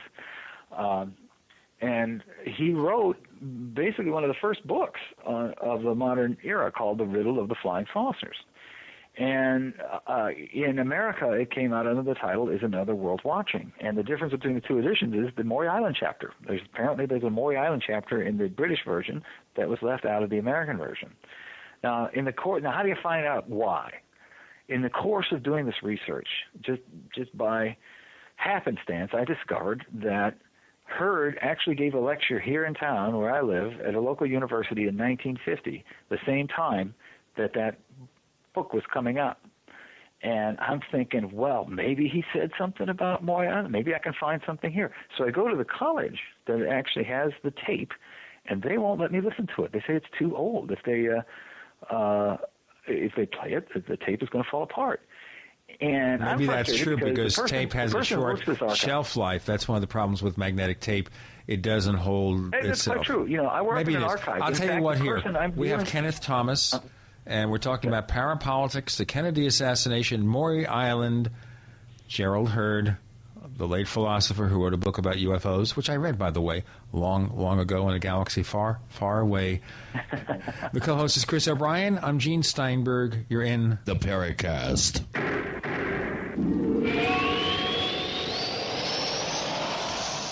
Graphic Converter is the image manipulation tool for the rest of us. It does not use any database. You get full control of all your files. Want to view the images of a folder? Drag it into Graphic Converter, and a powerful browser opens up to show your image files. You could use it for slideshows. You could use it to import images from digital cameras or from scanners. Need to do some image editing? You can do that too in Graphic Converter. Also, print catalogs. Convert from so many formats I can't even list them. Download now to see if Graphic Converter is good for you, like 1.5 million other users. Guess what? You could save money when you buy Graphic Converter. Use the coupon code Night Owl. Use the coupon code Night Owl to get a special price for Graphic Converter. Go to lemkesoft.com. That's LEMKE soft.com. Lemkesoft.com.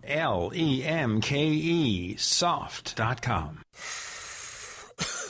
Are you still a traditional smoker? Now experience a new lifestyle and try vaping with e-cigarettes by LeSig. Imagine no ashes, stains, nasty smell, or coughing and hacking. With LeSig e-cigarettes' revolutionary microelectronic technology, rechargeable battery, and unique replaceable cartridge, you'll get all the benefits and satisfaction of smoking without the hazards. Choose your taste from a wide variety of our new American-made vape-free e-liquids at LeSig.com. And LeSig smokes the competition by serving thousands of worldwide customers with real people customer service, fast, free, same-day shipping, and a 30-day warranty and satisfaction guarantee. So are you ready for a new vaping lifestyle? Then call 870-518-4307. That's 870-518-4307. Or visit LeSig.com, spelled LECIG.com. LeSig e-cigarettes for today's modern smoker. We all know that Berkey Water Purification Systems are the most trusted name in water filtration. As an authorized Berkey dealer for over 6 years and serving thousands of satisfied customers, the Berkey Guy offers amazing specials for Berkey Water Filtration Systems. The Berkey Light Systems include a set of self-sterilizing and recleanable black purification elements that purify water by removing chlorine, pathogenic bacteria, cysts, and parasites to non-detectable levels and remove harmful chemicals such as herbicides and pesticides. Order the Berkey Light System today, complete with 2 black Berkey elements for only $231, and the Berkey Guy will ship your order free of charge. With the purchase of a Berkey Light, the Berkey Guy is also offering a set of fluoride and arsenic filters for only $39.99. That's over 30% off the retail price. Call the Berkey Guy at 1-877-886-3653. That's 1-877-886-3653. Or order online at goberkey.com. That's goberkey.com today. Hi, I'm Mark Craighead, founder of Crossbreed Holsters. I designed our top-selling holster, the Super Tuck Deluxe, to solve the problems of being poked, pinched, and gouged while carrying concealed. The Super Tuck Deluxe is the most comfortable, most concealable holster on the market today. We offer a 2-week free trial and a lifetime warranty. Visit us at crossbreedholsters.com. Don't forget, crossbreedholsters.com. Hi, this is Ted Anderson. Have you ever wondered why banks, stockbrokers, investment advisors won't talk about gold IRAs? They've been available since 1986, yet the financial industry won't recognize the value of gold for your retirement. Gold has outperformed paper investments, yet no word about IRAs. If you would like to have gold for your retirement, call 800-686-2237. Don't get left behind by rising inflation and low returns. Call 800-686-2237. Secure your future and call 1-800-686-2237. The GCN Radio Network, providing the world with hard-hitting talk radio. GCN. Great talk radio starts here. You're in the Paracast. You never know what's going to happen next.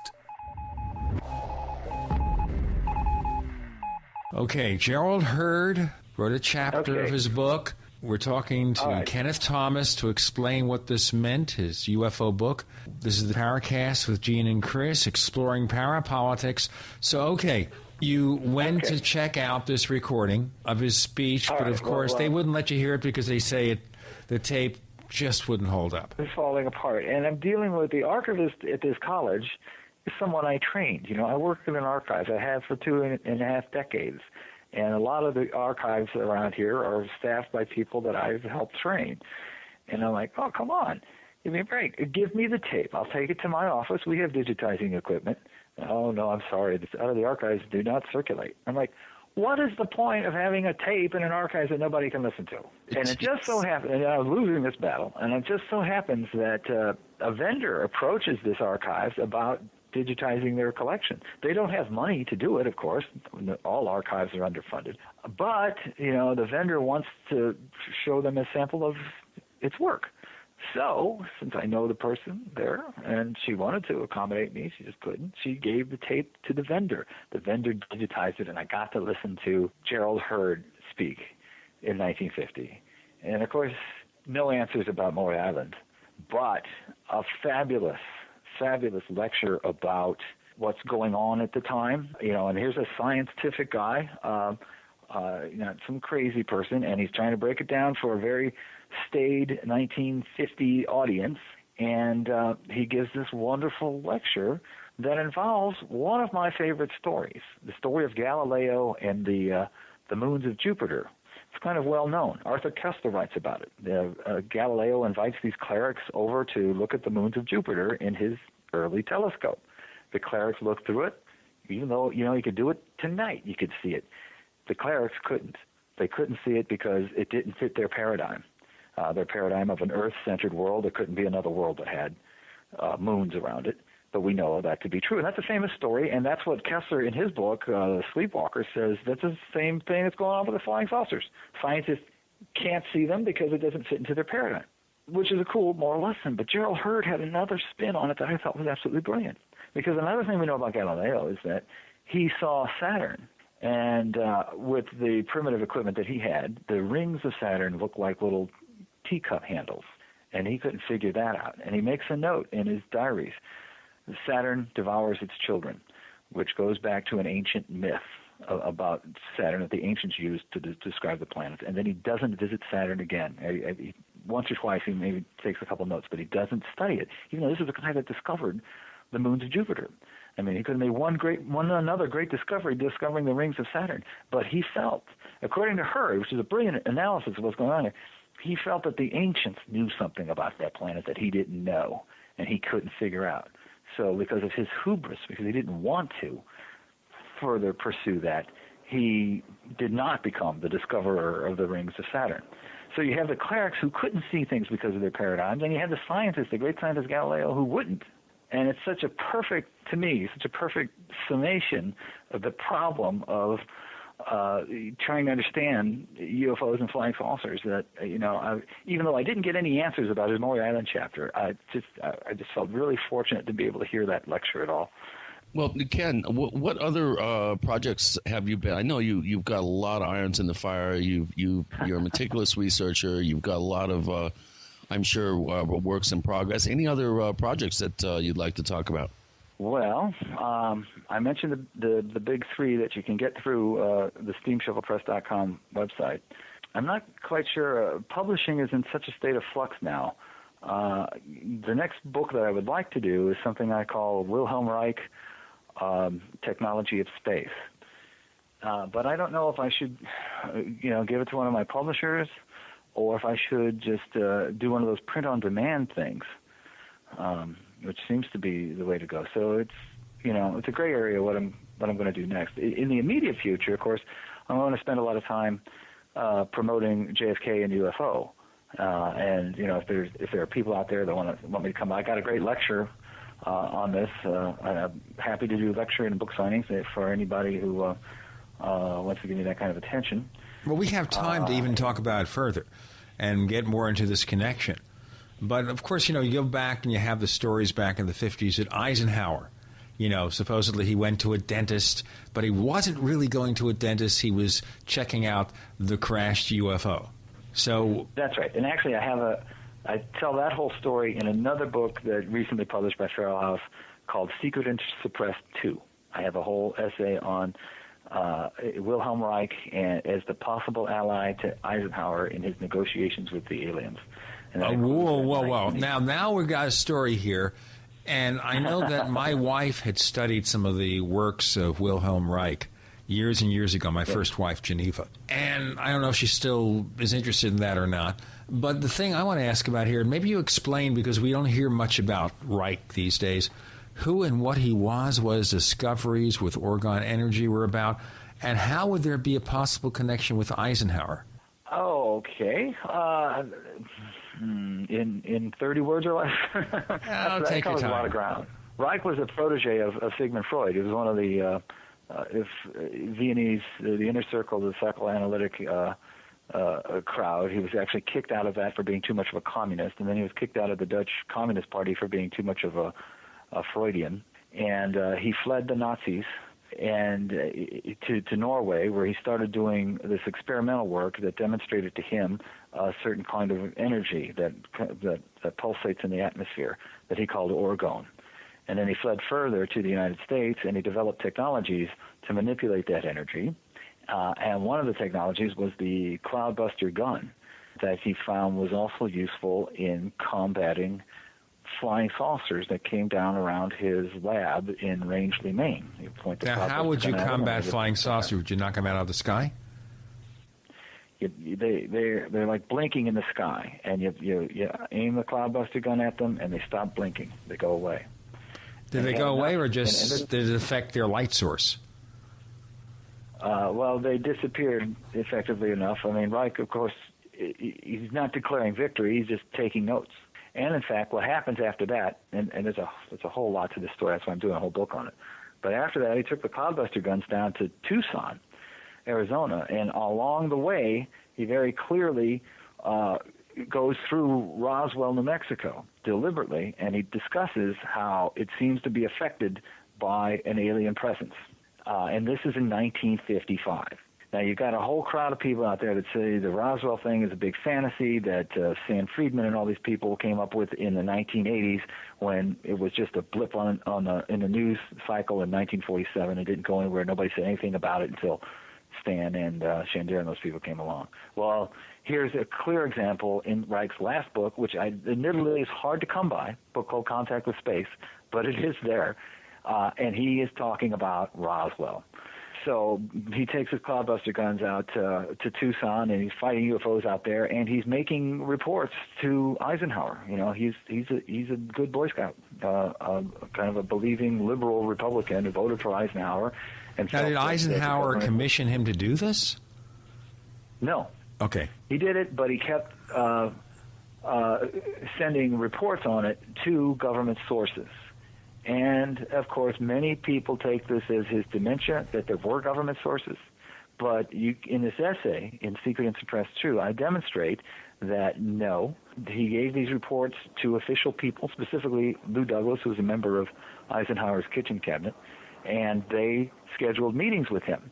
And not only that, but those meetings, the dates of those meetings coincide exactly with one of the MJ-12 documents, which a lot of people dismiss as hoax, and maybe a lot of those documents are hoax. But that one, because of its connection to the Lou Douglas archives, discovered by a researcher years later, thousands of miles apart, it's a triangulation of research that absolutely, as far as anything ever has been determined, proves the existence of a group called MJ-12. So that's all laid out in that Secret and Suppressed Truth. So there were official contacts between Reich and the government.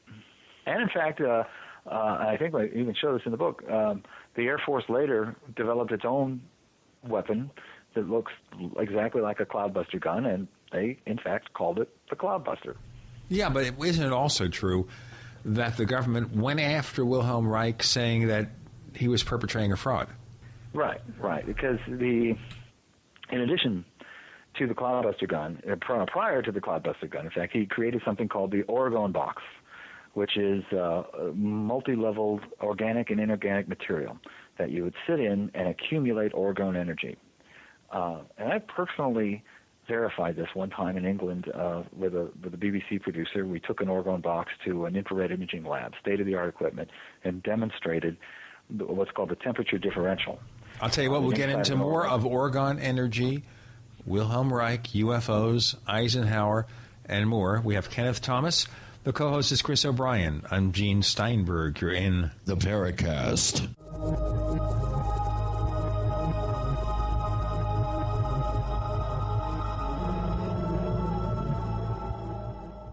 Hi, Ted Anderson announcing a great way to listen to radio on the telephone. By calling 760-569-7700, you'll be hearing GCNlive.com programs in seconds. Come to GCNlive.com, find your favorite host's dedicated phone number, and hear them 24/7. You heard me right. Every show has a dedicated phone number. Stop by GCNlive.com and bookmark their number today. And again, that's 760-569-7700.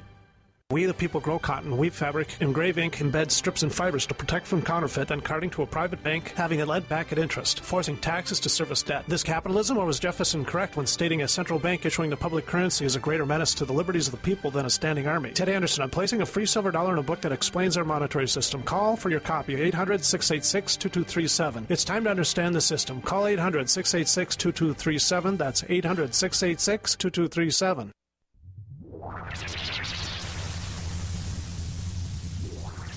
Welcome back to the Paracast, the gold standard of paranormal radio. And now, here's Gene Steinberg.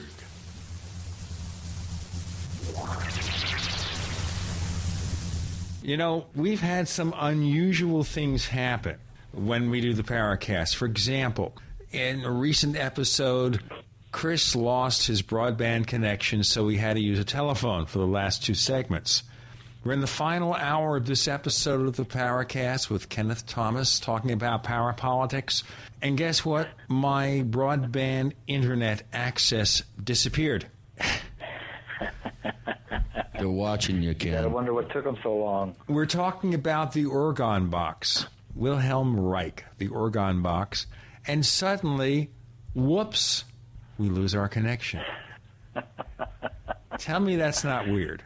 You hear that, Dr. Reich? They're still trying to suppress you.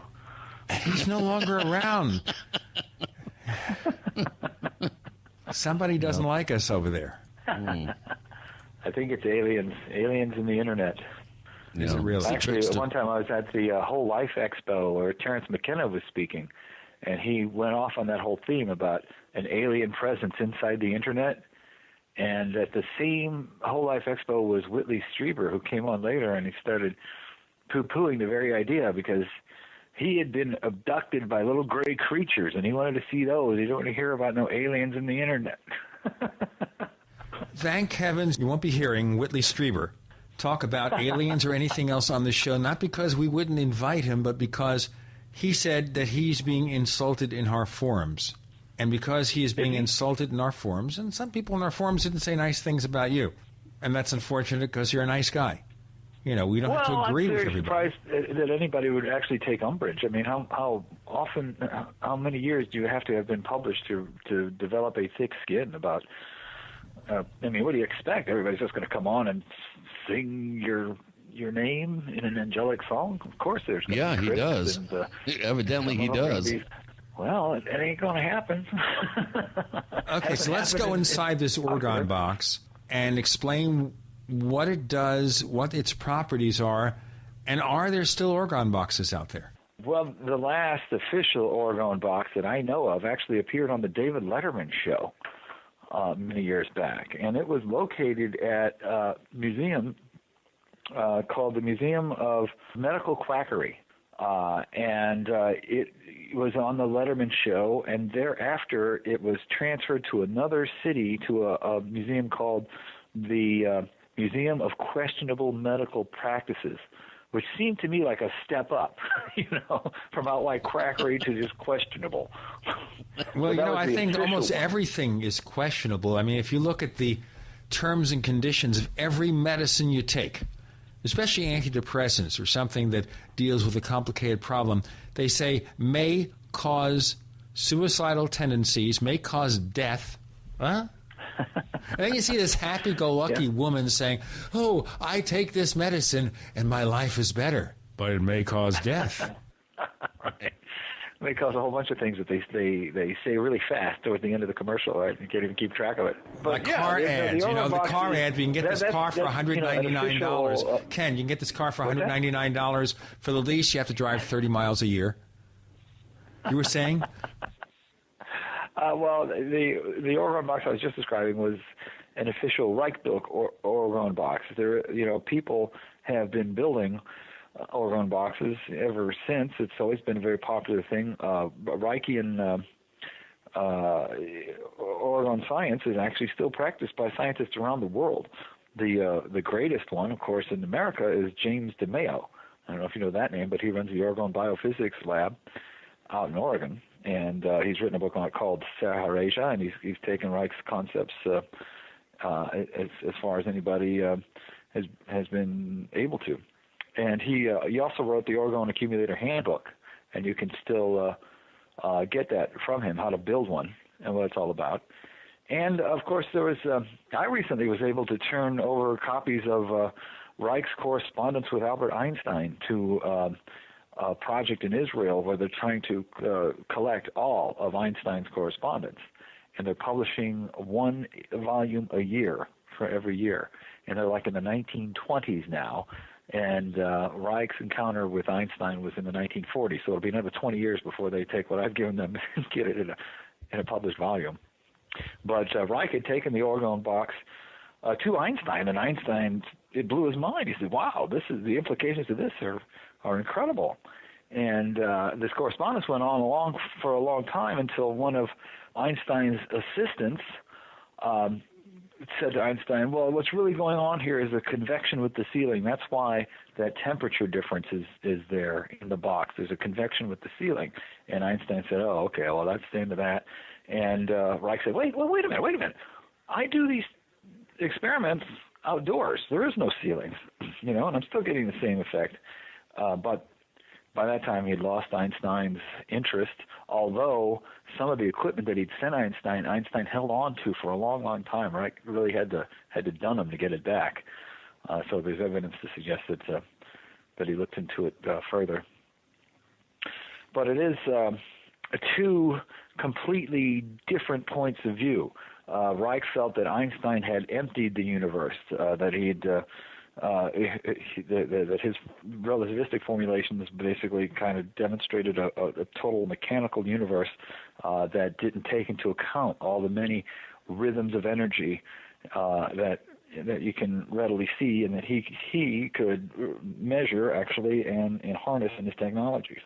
Well, what do you think the problem was in terms of why was there a vendetta that apparently ensued against him and his work, and they used the flimsiest of charges to get him in jail, where he died, if I'm not mistaken. I think he died in prison, correct?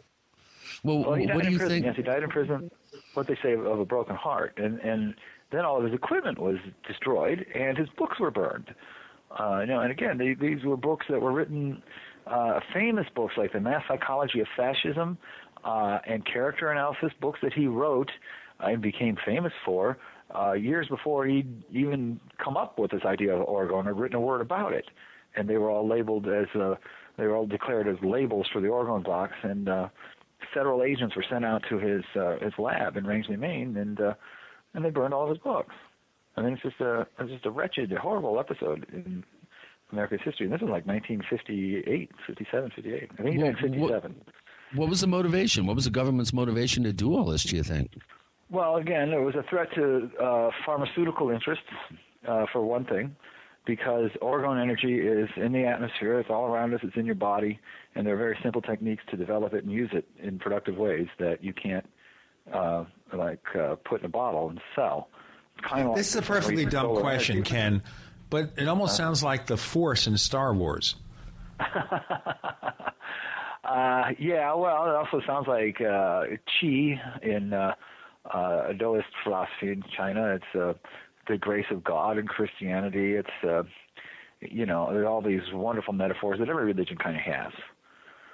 But again, Reich was able to demonstrate its reality actually accumulated in various pieces of equipment. Right now, in fact, I have a framed photograph that I'm looking at on one of my bookshelves of blue energy filling up a vacuum tube. This is a Vacor device that Reich created.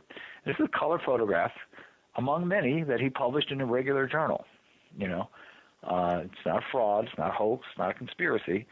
It's a real science that is, if it's, again, it's still studied and practiced around the world, certainly in a much smaller way than regular medical science, but it's still out there.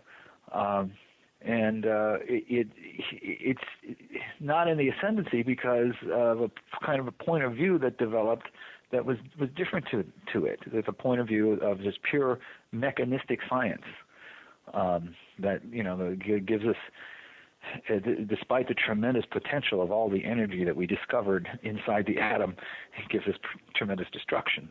And Reich's attempt was to try to use atomic energy, for good and productive purposes.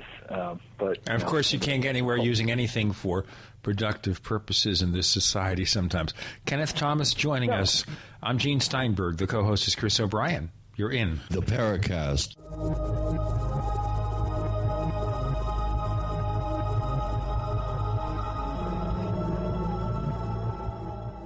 You expect professional service from your doctor, your accountant, and even the girl who takes your morning coffee order. Why not from your domain registrar, too? Namecheap.com provides stellar service with no sneaky upselling. We offer more features and security options for your website than there are ways to order a latte. And new domains come with WhoisGuard to protect your personal info. At Namecheap.com, you can get your domain for as low as $2.99. Now is a great time to get to know Namecheap.com. For 58 years, Fate has provided true reports of the strange and unknown. Fate brings you the latest in all aspects of the paranormal, like angels and miracles, psychic phenomena, ghosts, UFOs, and much, much more. To receive your complimentary Fate magazine, call now at 1-800-728-2730 or visit their website at www.fatemag.com. That's 1-800-728-2730. What are you waiting for? Your fate awaits. Where can you find a super strength supplement for thyroid health and thyroid protection?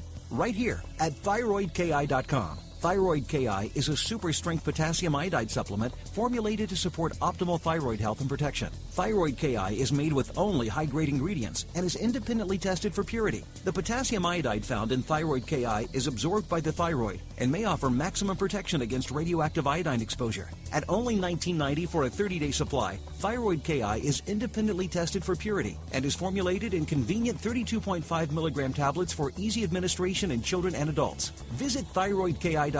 That's thyroid, the letter K, the letter I.com. thyroidki.com. Use coupon code GCN for a 10% discount. Again, mention coupon code GCN for 10% off your order. Call 855-599-9444. 855-599-9444. Again, that's 855-599-9444 for Thyroid KI today.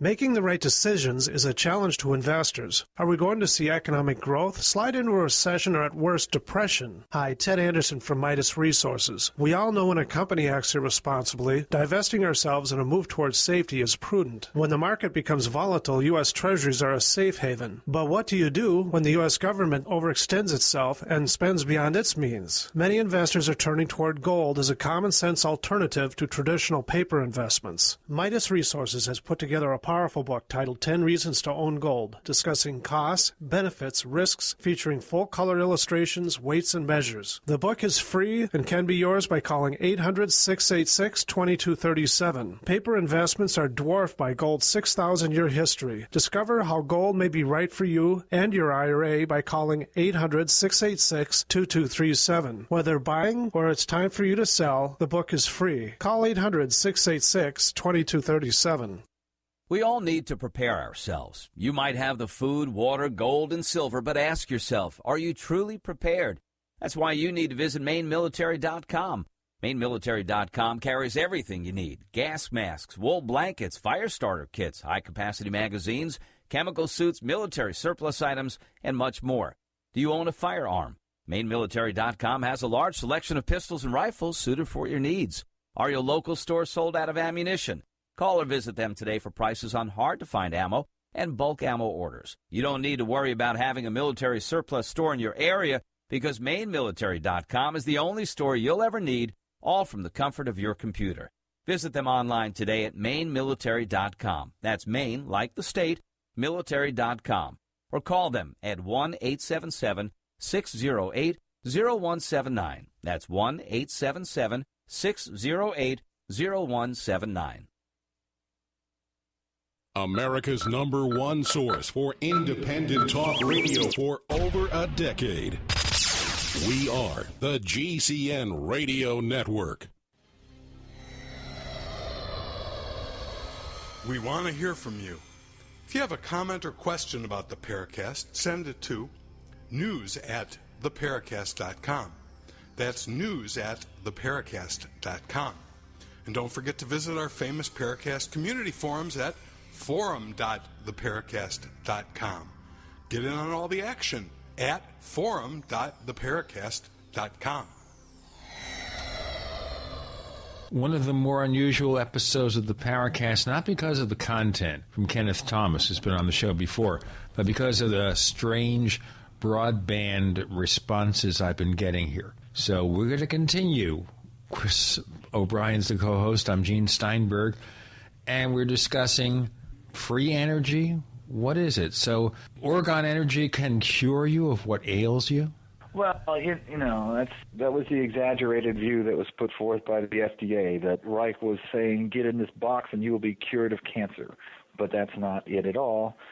Reich did write a book called The Cancer Biopathy, in which he said that cancer was the product of a lifestyle, of an exposure to things. And he did, his Oregon box was used in his therapeutic practice, but he never made the kind of claim that they said that he did. And, of course, he was prosecuted basically because his groundskeeper had shipped one of the Oregon boxes across state lines, a technical violation. You were saying, yes. yes. Instruction. Yeah, so it was all kind of technical. Really, and, like they were looking to entrap him. Yeah, pretty much. Any excuse. Right, yeah. I mean, he didn't harm any. And at the same time, there was a campaign in the press that was carried out against him by foreign agents, for the most part. Reich looked on the international scene, and he came up with his own color-coded idea of politics, which he labeled red fascism and black fascism.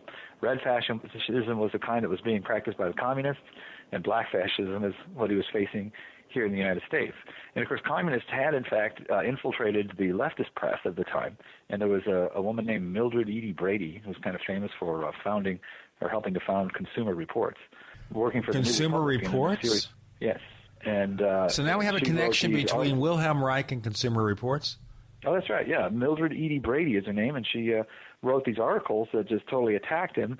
And then there was all this other press against him that were kind of based on her articles more than any direct exposure to him. And another interesting footnote is the first person in the leftist press in this country who wrote a critical thing about Reich was a guy named Frederick Wortham, who wrote a review of The Mass Psychology of Fascism, which is actually the first real book that was, intelligently critical of the fascist states that arose that we fought against in World War II.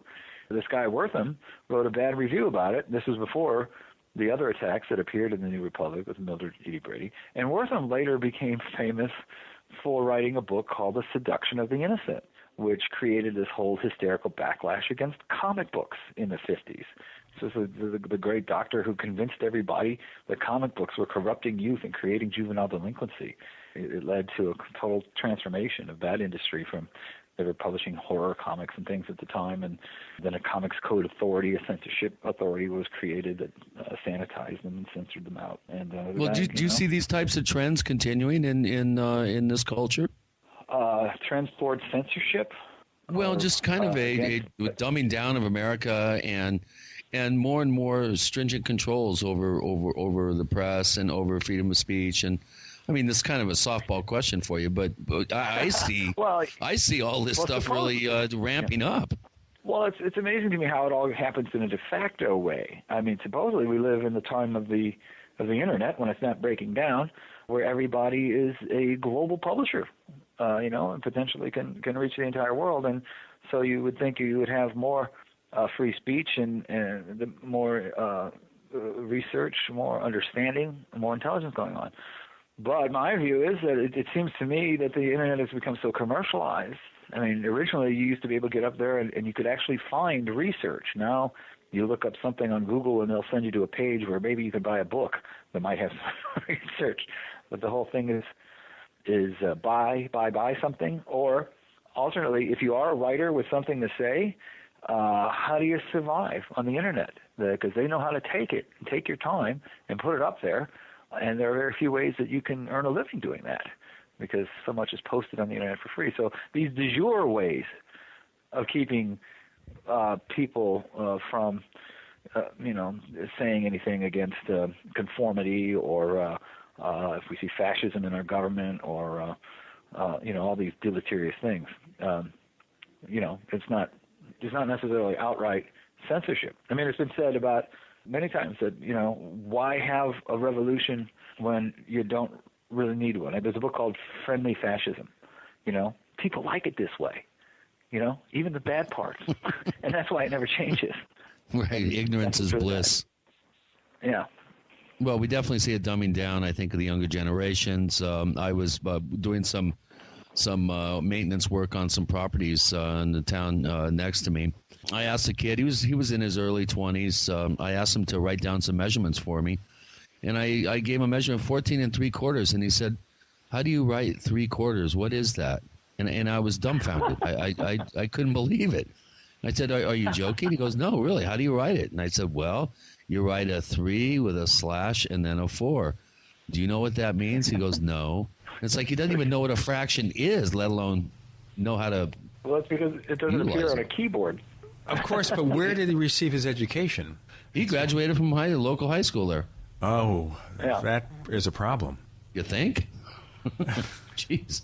Well, what about free energy devices? That's another one, Ken, that I know you know a little bit about, is the controversy surrounding the suppression of free energy devices. This dovetails, the Reich material dovetails nicely into the whole subject of free energy and how the oil companies seem to go ahead, take that ball and run with it. Yeah. Well, that's the great implication of the orgone box. If the interior of the orgone box is a couple temperatures higher than the ambient temperature of the room, that's heat. That's a tremendous source of energy. If you did that on a mass scale, you would have free energy. And that, of course, is a threat to the oil companies. Just as solar energy, which is ubiquitous, is a threat to the oil companies. I have news clippings here of hydrogen fuel cells being developed in the late 1940s, and they're saying, next year we will have this. 1940s, and certainly they just didn't get stupid in the following years. They just got suppressed because there's a great deal of profit in moving things along the way they are now. Yeah, wring our pockets dry for every dime and nickel they can get out of us before the oil equation kind of drops off the map. You got to hope that one of these days, once the oil finally dries up, that we will turn our attentions to the alternative energy, if there's any earth left.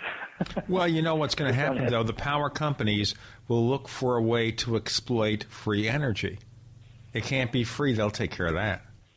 Well, I think that's very possible. I mean, even solar energy, you need to create photovoltaic cells to harness it, and those could be centrally produced and marketed under the old rules of capitalism. I mean, there's a way to do it. You just don't make as much money as you do,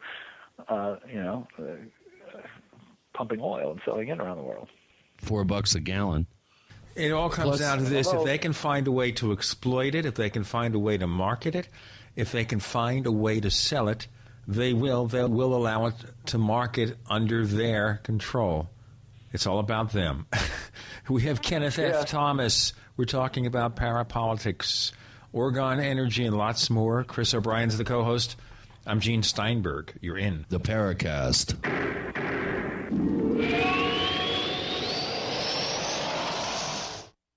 Graphic Converter is the image manipulation tool for the rest of us. It does not use any database. You get full control of all your files. Want to view the images of a folder? Drag it into Graphic Converter, and a powerful browser opens up to show your image files. You could use it for slideshows. You could use it to import images from digital cameras or from scanners. Need to do some image editing? You can do that too in Graphic Converter. Also print catalogs. Convert from so many formats I can't even list them. Download now to see if if Graphic Converter is good for you, like 1.5 million other users. Guess what? You could save money when you buy Graphic Converter. Use the coupon code Night Owl. Use the coupon code Night Owl to get a special price for Graphic Converter. Go to lemkesoft.com. That's Lemke soft.com. Lemkesoft.com. Lemke soft.com. You've heard a lot lately about zeolite, but what is it and why do you need it? Zeolite is a beautiful, complex crystalline structure that encapsulates radiation and odors.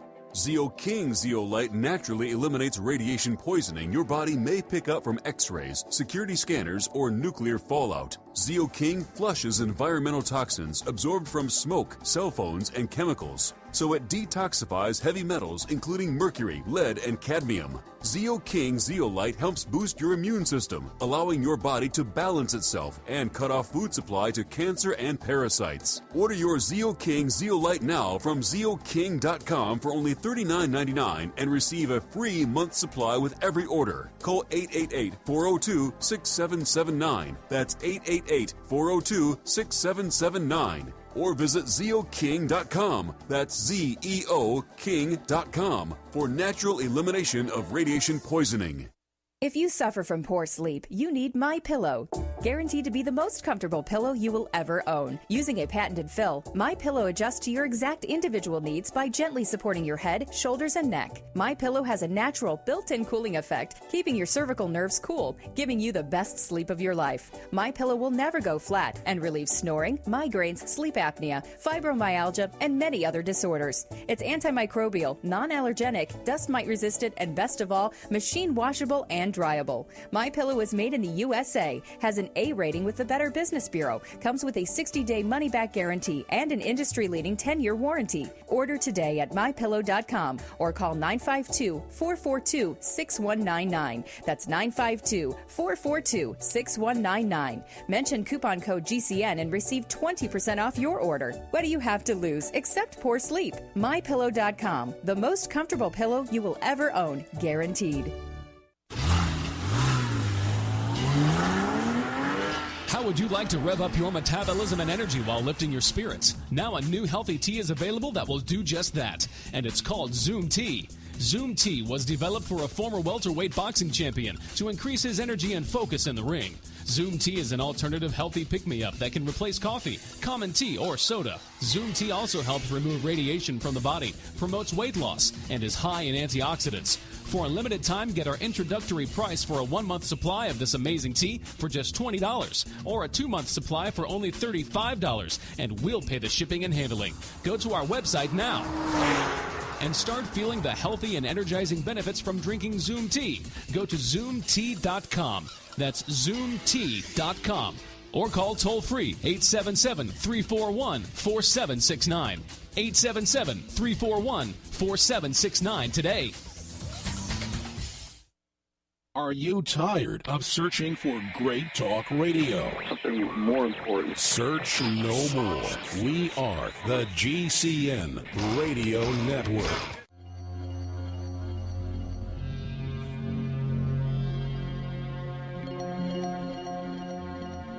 Hi, my name is Richard Dolan. You're listening to the Paracast. 2 more segments with Kenneth F. Thomas, returning after several years' absence, covering all sorts of developments in parapolitics. Chris O'Brien's the co-host. I'm Gene Steinberg. Now, we can explore Oregon energy forever, but today, in the 21st century, years after Reich died, is there any new stuff still being discovered? Well, again, Oregon energy is natural energy. So anytime you walk to work instead of taking the car, you're using Gillis energy. You're using Oregon. So, and it's ubiquitous and it's always there, and it's, it isn't. Every time you have an orgasm. That too, yes. In fact, that was one of the things that they accused Reich of, was sending people into these boxes so they could go masturbate. And that all has to do with his obsession with yeah, but now they just have that ad on the internet. Go into this box and you'll have the greatest experiences ever. It's so totally different now. Gee, you're bad. Yeah, I know. Oh, an orgasm in a box. I bet you could market that pretty effectively. I'm telling you right now, somebody out there is going to register the name orgasminabox.com. It hasn't been done already. They can deal with our friends at Namecheap and do it. Doing it in half-assed ways, not understanding what he was trying to do, or even any of the concepts. It just seems kind of radical, and it involves the organs and orgasms, and there are all kinds of people that have marketed and sold things that aren't really real. Again, if anybody really seriously wants to study orgone, it's hard to get Reich's books. They're not in print much anymore. But Jim DeMeo, D-E-M-E-O, of the Orgone Biophysics Lab, he's out there. I don't know what his website is, but that's enough information that you can find him and learn what that's really all about. Yeah, I can see it now. Orgone boxes for every senior center. Now, we never really pursued this in more detail, the UFO connection, basically using this orgone-based weapon or gun to make UFOs wink out. Is there any other UFO connection? Well, actually, we could steer this back to the Maury Island case. And because Garrison felt that Crisman was in the employ of the military-industrial complex, as Eisenhower had defined it in the late 50s. He believed that Crisman shot Kennedy from the grassy knoll at the behest and under the employ of Boeing, the aerospace manufacturer, because Kennedy had given a contract that was expected to go to Boeing. He gave it to General Dynamics instead, and this was a revenge killing, or just something to demonstrate to the world that you don't go messing with these big defense contractors.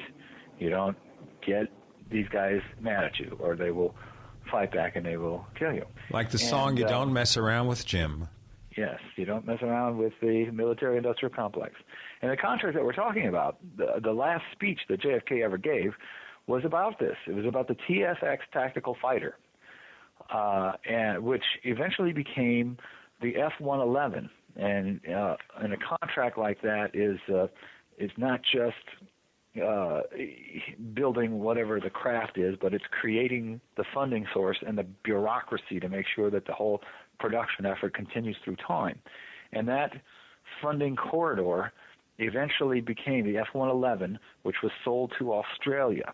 And that funding corridor was also responsible for the development of Pine Gap, which is Australians in Alice Springs. It's Australia's Area 51. So the whole thing really, you talk to people who think that JFK was shot because he was going to talk about the aliens in Roswell. No. But here you got a guy, Crisman, who's involved in aliens and UFO stuff going back to the 40s, helping to create the culture that gives us these science fiction nightmares that we have to live with all the time, like Area 51 and Pine Gap, and a global culture that is constantly at war and constantly dominated by the military-industrial complex. And that's what Eisenhower warned about when he finally said, I'm out of here. I'm retiring. Beware of the military-industrial complex. And that's precisely what Garrison was trying to prosecute. That's the lesson of the JFK and UFO book. So basically, Kennedy was trying to fight this too. And then, of course, Johnson comes in, and we create this fake incident and go to war in Vietnam. The Gulf of Tonkin, right.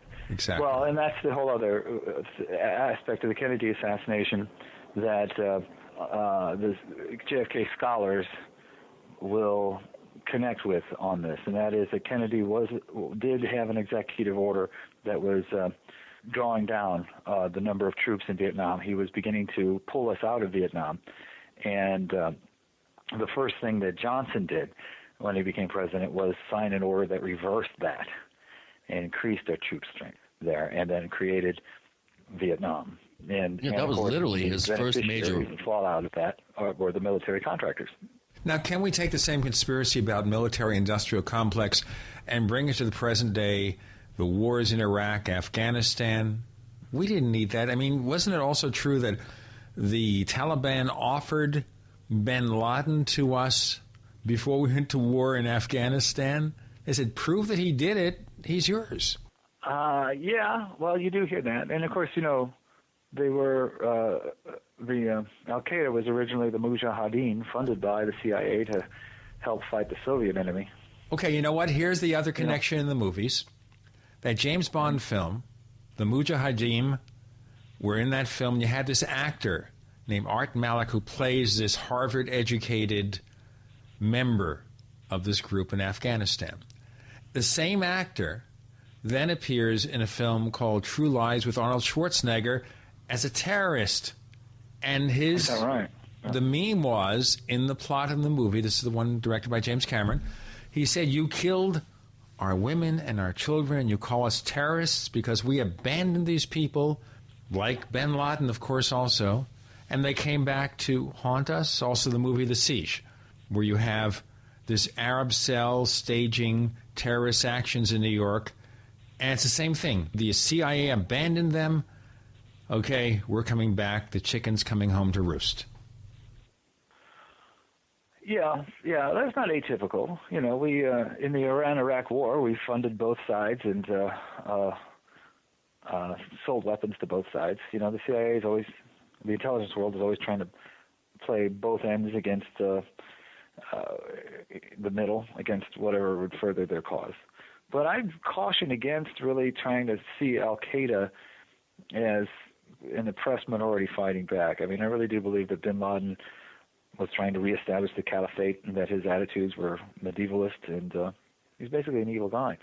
One of the differences between 9/11 conspiracy theories and JFK conspiracy theories is that there is no non-conspiracy theory having to do with 9/11. With JFK, you can believe in a conspiracy or you can believe in the lone nut. But with 9/11, it's either 19 jihadists and they're Al-Qaeda cell leaders and Osama bin Laden conspiring to do what they did, or it's George Bush and Dick Cheney and his buddies conspiring. It's one conspiracy or another. Well, there's the middle conspiracy, which is they knew it was going to happen, they just didn't stop it. Well, there's my view that it started to happen, they saw it happening, and they said, hey, we can work with this, and they ordered to stand down. All right. Yeah, ouch. But there's always been a propensity to just see the United States as being the big evil entity in the world, and that whatever's happening, it's the United States' own fault. I don't really think that's what's happening in 9/11. But the other issue, of course, about all these things, Ken, is that governments tend to be reactive rather than proactive. They don't stem a crisis before it happens. They wait till it happens, and they run scrambling trying to figure out how to get themselves out of it. Like what would happen if UFOs landed tomorrow and Michael Rennie comes out of the spaceship with his silvery uniform and says, we're here to help you rather than to harm you, or whatever. Kenneth Thomas joining us. I'm Gene Steinberg. The co-host is Chris O'Brien. You're in the Paracast.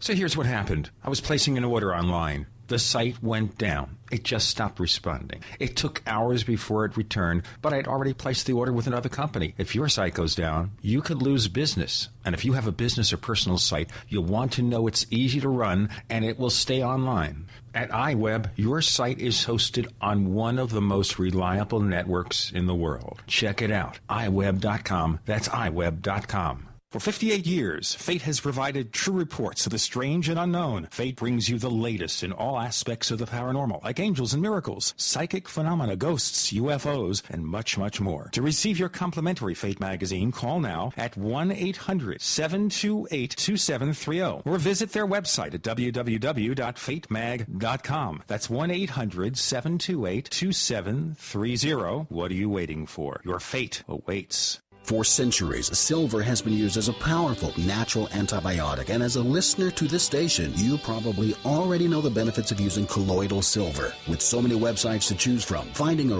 reputable, patriotic company with great products at affordable prices can be a difficult task. Introducing UtopiaSilver.com. UtopiaSilver.com carries the best, most effective, and most affordable colloidal silver and colloidal gold products in the industry. UtopiaSilver.com also carries products to fit your lifestyle, including weight loss, immune system defense, cleanses, herbs, joint and bone care, and much more. First-time customers using promo code GCN50 will receive 50% off all colloidal products. Visit us today at Utopia Silver, that's UTOPIA Silver, utopiasilver.com, or call 888-213-4338. That's 888-213-4338. utopiasilver.com, taking back America's healthcare one American at a time.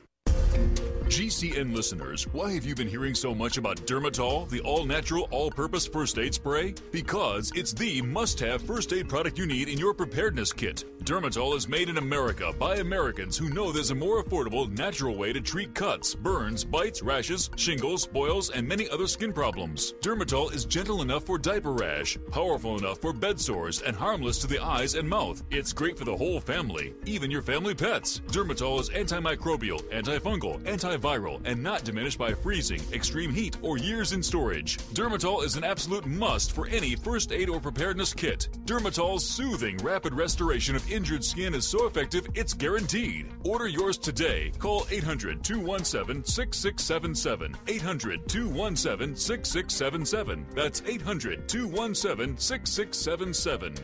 Efficient, economical, effective. Spray it all with Dermatol. The largest part of gaining radiant health is detoxification. You can drink ionized water, cleanse your intestines, eat a perfect diet, and even take lots of quality supplements, and in many instances only make minimal progress. What is the key to detoxifying your body of mercury, heavy metals, chemicals, and drugs? It is glutathione. Glutathione is the master antioxidant used to detoxify your entire body.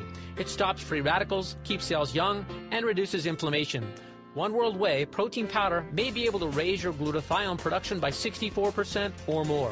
One World Whey is more effective than any other whey protein powder on the market because it is unheated and from grass-fed cows. All other, quote, cold-processed whey protein powders have been heated and damaged by 15% or more.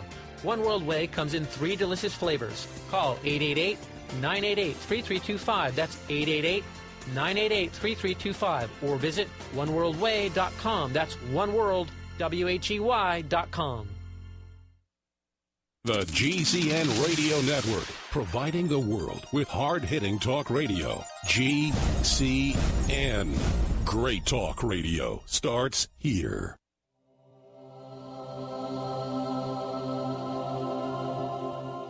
This is the Paracast. You never know what's going to happen next.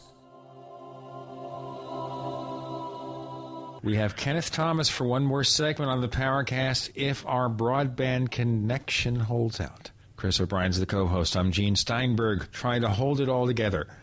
So now, in the 21st century, in the second decade, today, what do you think is the most important issue in parapolitics? The same ones of old or new ones? Oh, it's the rapture. Good answer. Yeah, I don't know if you're following that, but yeah, there was, everybody was expecting we're rapture all to left happen. behind, Ken. Well, I think we are. I think nobody has said anything about the pacing of the rapture. I think the rapture started on Saturday, and that everybody that's going to be lifted up into heaven is slowly fading away, but in imperceptible increments. But how long will it take them? Like about 25 years? I think it's supposed to continue through October. It started then. The end of times has just begun. Yeah, sure. Now it's October, right? So I have to look at my hand. Is my hand slightly luminescent, transparent? I'm becoming the invisible man. I'm becoming Claude Rains. But sometimes I wonder. I mean, these are the worst conspiracies. All these religious people who pretend that they know something and then convince a whole bunch of people that they've got this secret knowledge about the end of the world. And where do these dupes come from? How often does this scam have to be pulled over a bunch of people? Sometimes I think the only reason that they keep recurring and coming back with this stuff is not because anybody believes it, but because people really enjoy laughing at it. And that the actual number of people who really believe it, the fools out there that we laugh at, don't really exist. They're just a bunch of us laughing at, But then again, people could be that stupid, That's what everybody keeps telling me. Okay, let's look at the UFO conspiracy, since it's been in the periphery of our discussions, of course, with Maury Island, with all this other stuff. So is there going to be a wide open breakout in UFO knowledge, or is it always going to be at the periphery? You know, we think the government may know something, maybe they don't. We get all these tantalizing hints through the years about these conspiracies and interactions, maybe JFK, Fred Lee Chrisman, all this other stuff. But can we ever really put it together? Is there going to be an event? Not the event, that NBC show that failed. The event, an event instead. I think the only way it really works is through this slow accumulation of knowledge. To me, if the government came out tomorrow and declared what it knows about UFOs, and just came forward with it, it wouldn't be telling me anything that I don't already know, because I've been studying it for years. Are you sure? Sometimes I forget that they haven't actually come out with it, because to me it's not even an article of faith. It's just a matter of reality that there's this UFO phenomenon out there. The government has an interest. We know it's accumulated a record. It knows things. You know things. A formal declaration by any given administration isn't going to change that one way or another. Yeah, that's what John Alexander said on the show here a few weeks back. He said the government's already disclosing. So, he thinks it's a slow kind of tiptoe process that's going on as opposed to some big announcement. I read an interesting article today. Alfred Weber now is claiming that Obama is going to create Armageddon by attacking the good ETs on the behest of the bad ETs. And so now it's going to be an ET war, which is actually the biblical, Revelations, the prophecy of Revelations, which I'll tell you, I don't know where these people come up with this stuff. It's pretty entertaining. Have you ever had Nick Redfern on the show? Regularly. He's one of our guest co-hosts. Yeah, well, one of his latest books, the guy produces so many, I lose track, but it's about this clique within the military that believe UFOs are actually the Collins elite. Yeah, that was a very good book. And Redfern and Greg Bishop and a couple of other people are all of this mindset where they think the real fools out there, the ufologists, are the ones that keep hyping the extraterrestrial hypothesis, and that there are better things to consider. And my take is, better things to consider, demons from hell. I mean, that's more credible to you than extraterrestrials from space. The book is called, by the way, from Nick Redfern, Final Events and the Secret Government Group on Demonic UFOs in the Afterlife. By the way, Nick is also working on a 3 Men in Black book, and we'll have a discussion about that book in the next few weeks. So there you go. That's the plug for Nick Redfern. We'll go back to plugging Ken Thomas now. Well, yay, Nick. No, Nick's a friend of mine. I think he's great, and I'm looking forward to his Men in Black book, although that one and the one that the Jim Keith, the one that's just been reprinted, I mean, this is all obviously talk about your manipulations. Will Smith is doing a third Men in Black movie, and they want to take advantage of that, so boom, all of a sudden we got Men in Black books out there. I think Tommy Lee Jones is coming back too, right? Yes, he is. Although apparently they go back, actually it's weird, they go back to 1968, the time of Fred Chrisman's prosecution by Jim Garrison, and apparently Tommy Lee Jones is replaced by James Brolin or something, the earlier version of him. Is Rip Torn going to be back in it? He's the guy who, of course, is the manager of the Men in Black, and of course he's had all these legal problems personally. I have no idea. I think he died, didn't he? No, Rip Torn is still alive. Is he? Okay. Rip Torn, real first name is Elmore, believe it or not. Rip Torn. Yeah, he pleaded guilty in 2010 on charges related to an arrest in which police found him drunk in a Connecticut bank with a loaded gun. Oh. Not a good idea, Rip. Rip. That happened. Sounds like he was ripped. He was given a suspended 2.5-year sentence. He cannot possess firearms during his 3-year probation period and will be subject to random drug and alcohol testing. Oh, it says here, Torn currently reprising his role of Zed in the Will Smith franchise flick Men in Black 3. He'll be back. All right. I'm glad we didn't lose him. No, that's good to have. And his cousin or second cousin is the actress Sissy Spacek, by the way. There you go. Trivia time. Ken Thomas, we have a couple of minutes left. Tell us briefly about where listeners can find out more of your stuff and about your projects that they really need to check out. Okay, well, Steamshovelpress.com is the main contact point. I have on there a regular column now called Parapolitics Offhand, and it was supposed to be daily, but I realized I can't do it daily, but every other day, maybe weekly, I put a 1 or 2 or 3 line quip, usually some kind of smart alecky thing, humor related, or a link to an interesting news story having to do with current parapolitics. But also from there, you can get the whole product line I mentioned before. The main book, JFK and UFO from Feral House, which you could also get at feralhouse.com. There's a PDF-only electronic book called Popular Parapolitics. These are essays about my life in the conspiracy underground that you can get through steamshovelpress.com. There's a DVD of my appearance with Timothy Leary. It's called Cafe Chaos. That's available. I wrote the foreword to this book, Case Book on the Men in Black, which you can get from AUP. I also wrote wrote a chapter on Nazis and UFOs for Tim Beckley's latest reprint of a book. By the way, AUP is Adventures Unlimited Press. That's, of course, David Hatcher Childress is the publisher. Go ahead. That's right. And Timothy Beckley's the publisher of To Hell and Back, A Round Trip to Hell and Back and a Flying Saucer. So I'm really usually a very busy guy knocking it out for people. There's a new Facebook page, like I mentioned, for Steamshovel Press. And all of that, again, the main, for the book, JFK and UFO, feralhouse.com or Amazon. There's a Wikipedia page on me out there, too. Some things on YouTube, some of my lectures and stuff appear on YouTube. So lots of... You're active in the current media. That's exactly right. That keeps you real busy. And you even have a day job. You keep a day job after all this. I do, indeed, yes. What is your day job for listeners who want to know? I am an archivist. I work at an archives at a university. It's basically the same work, only it's kind of less interesting during the day. Conspiracy theorist archivist by day, conspiracy theorist by night. The thing is, I do a lot of traveling and lecturing, too. And if anybody's interested in getting a lecture on these topics, be in contact. I just got back from Hartford, Connecticut, and prior to that I was in Atlanta, and then prior to that I was in Bath, England.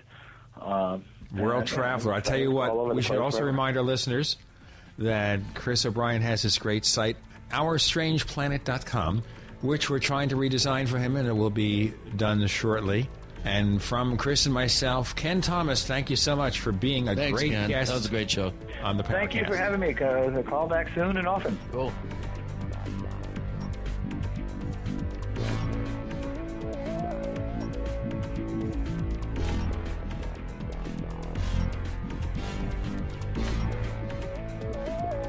Paracast is a copyrighted presentation of Making the Impossible Incorporated.